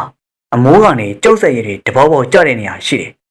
အဲ့ဒီကြောက်ဆက်ရည်ကိုငါရဲ့တခင်နက်ကြောက်ဆက်ရည်လို့အမည်ပေးထားတယ်အဲ့ဒီရည်ဟာမြေရင်းကဆင့်ထွက်တဲ့ရည်ဖြစ်တဲ့အတွက်ထူးဆန်းပြီးတော့အနာရောဂါတွေကိုခဏလေးချင်းမှာပဲပြေပျော်သွားစေနိုင်တဲ့ဓာတ်သဘောတွေပျော်ဝင်နေတယ်လို့ငါရဲ့တခင်ကပြောတယ်ကွယ်စိုးတာတို့တယောက်အချိန်မဆိုင်ပဲမိတို့ကိုဆွဲတ တစ်ဖက်ကဝါကြီးတောက်ကိုကန်ပြီးတဲ့နောက်ကိုအတွင်းပိုင်းကိုဝင်လာပြီးကတ္တဝါကြီးပြောတဲ့အတိုင်းပဲကိုရဲ့အမိုးကကြောက်ကပန်းဆွဲလိုအရာတချို့တွဲလဲရှိပြီးတော့အဲဒီကရေဆက်ရေပေါက်တွေတတောက်တောက်ကျဆင်းနေပြီးရေဆက်ရေပေါက်တွေကကိုရဲ့ကျမ်းမြေမှာလည်းအိုင်ထုံးမနေပဲတောင်ပကြားအထက်ကိုစိတ်ဝင်ပျောက်ွယ်လို့သွားခဲ့ပါတယ်မကြခင်မှာစိုးတာတူလဲလက်ကြောဆက်ရည်ကိုဝါကြီးတောင်နဲ့ခံယူပြီးတော့ကတ္တဝါကြီးရဲ့အတောင်ကဒဏ်ရာတွေကိုကုသပေးလိုက်ပါတယ်ကတ္တဝါကြီးကအဲ့ဒီရေကိုတောက်သုံးမယ်လို့ပြောတဲ့အခါမှာတက်ရပြီးရေတောင်ပြီးတဲ့အခါမှာဟောဒီတရာကမကြခင်မှာအကောင်းပကတိဖြစ်သွားလိမ့်မယ်စိုးတာတူတယောက်တုံတီးသမျှအရာတိုင်းကထူးဆန်းမှုတွေပြည့်နေလို့နေပြီးတော့ငါအတွက်နှကြီးတွန်းမှာလူလိုစကားပြောပြီးတော့လူလိုအသိဉာဏ်ရှိတဲ့ကတ္တဝါငှက်ကြီးတစ်ကောင်နဲ့တွေ့ဆုံခဲ့တယ်ဆိုတာတခြားလူတွေပြောရင်တော့ယုံကြည်ကြမှာမဟုတ်ပါဘူးလေကတ္တဝါငှက်ကြီးကကြောက်တုံးတစ်ခုတက်ကိုခုန်တက်ပြီးတော့ယုံကြည်စရာမကောင်းမိမေမိုးဆိုးကြီးကိုယ်တိုင်ကြုံတွေ့နေရပြီမို့လားတကယ်လို့ငါရဲ့တခင်သာအခုထိတက်ရှိတင်ချာရှိနေသေးမယ်ဆိုရင်ငါဟာလူတွေပြောတဲ့စကားတွေမှာမင်းတို့မြန်မာစကားပြင်တခြားဘာသာစကားတစ်မျိုးမျိုးကိုတော့ပြောဆိုတတ်မှာမလွယ်ဘူးဒီကောင်မှပဲစိုးတာသူကမူလအကြောင်းအရာတွေကိုစိတ်ကရောက်သွားပြီးတော့ကတ္တဝါကြီးပြောခဲ့တဲ့ဟိုဒီကဓမြောင်လေးနဲ့ကတ္တဝါကြီးရဲ့တခင်ကြောင့်စကားပြန်ပြီးတော့ဆက်ပါအောင်ကတ္တဝါကြီးဟာအတန်ကြာငြိမ်သက်သွားပြီးတဲ့နောက်မှာတော့ငါတခင်ရဲ့ပစ္စည်းလေးတွေလှုပ်ဝဲမြုပ်နှံထားတဲ့နေရာရှိတယ်နောက်တနေ့မှာမုတ်ဆိုးကြီးကိုငါအဲ့ဒီနေရာကိုခေါ်သွားပြီးမယ်ဒီပစ္စည်းတွေကိုတွေ့ရင်မုတ်ဆိုးကြီးအားလုံးကိုသိမှာပါကောင်းပြီလေငါရဲ့သိကျင်စိတ်ကိုအောင်ထားလိုက်ပါမယ်လောလောဆယ်သိကျင်တာတခုတော့ကတ္တဝါကြီးရဲ့အသက်ဘယ်လောက်ရှိပြီလဲစင်တကောင်ရဲ့တက်တန်းဟာဘယ်လောက်ရှိမယ်လို့ထင်လဲအနည်းတရာလောက်ရှိမယ်လို့တော့ကြားဖို့ပါတယ်ပုံမြင်တွေကစင်မြောက်ခါဆိုတဲ့တရဝါသုံးအဆွေခင်မုံဖွဲ့နောက်ဆုံးမှာခါကအသက်ကြီးဆုံးပဲလို့အဖြေပေါ်သွားတာလေသိမှာပေါ့တကယ်တော့ခါတရဝါဟာစင်ထက်တက်တန်းပိုးမရှိပါဘူး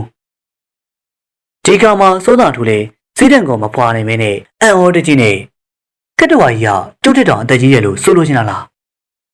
ဟောဒီတေကငါရဲ့တက်ခင်ဟာတည်ဆုံသွားခဲ့စဉ်ကအသက်60ပြည့်ခဲ့ပြီသူဟာအသက်30ရွယ်က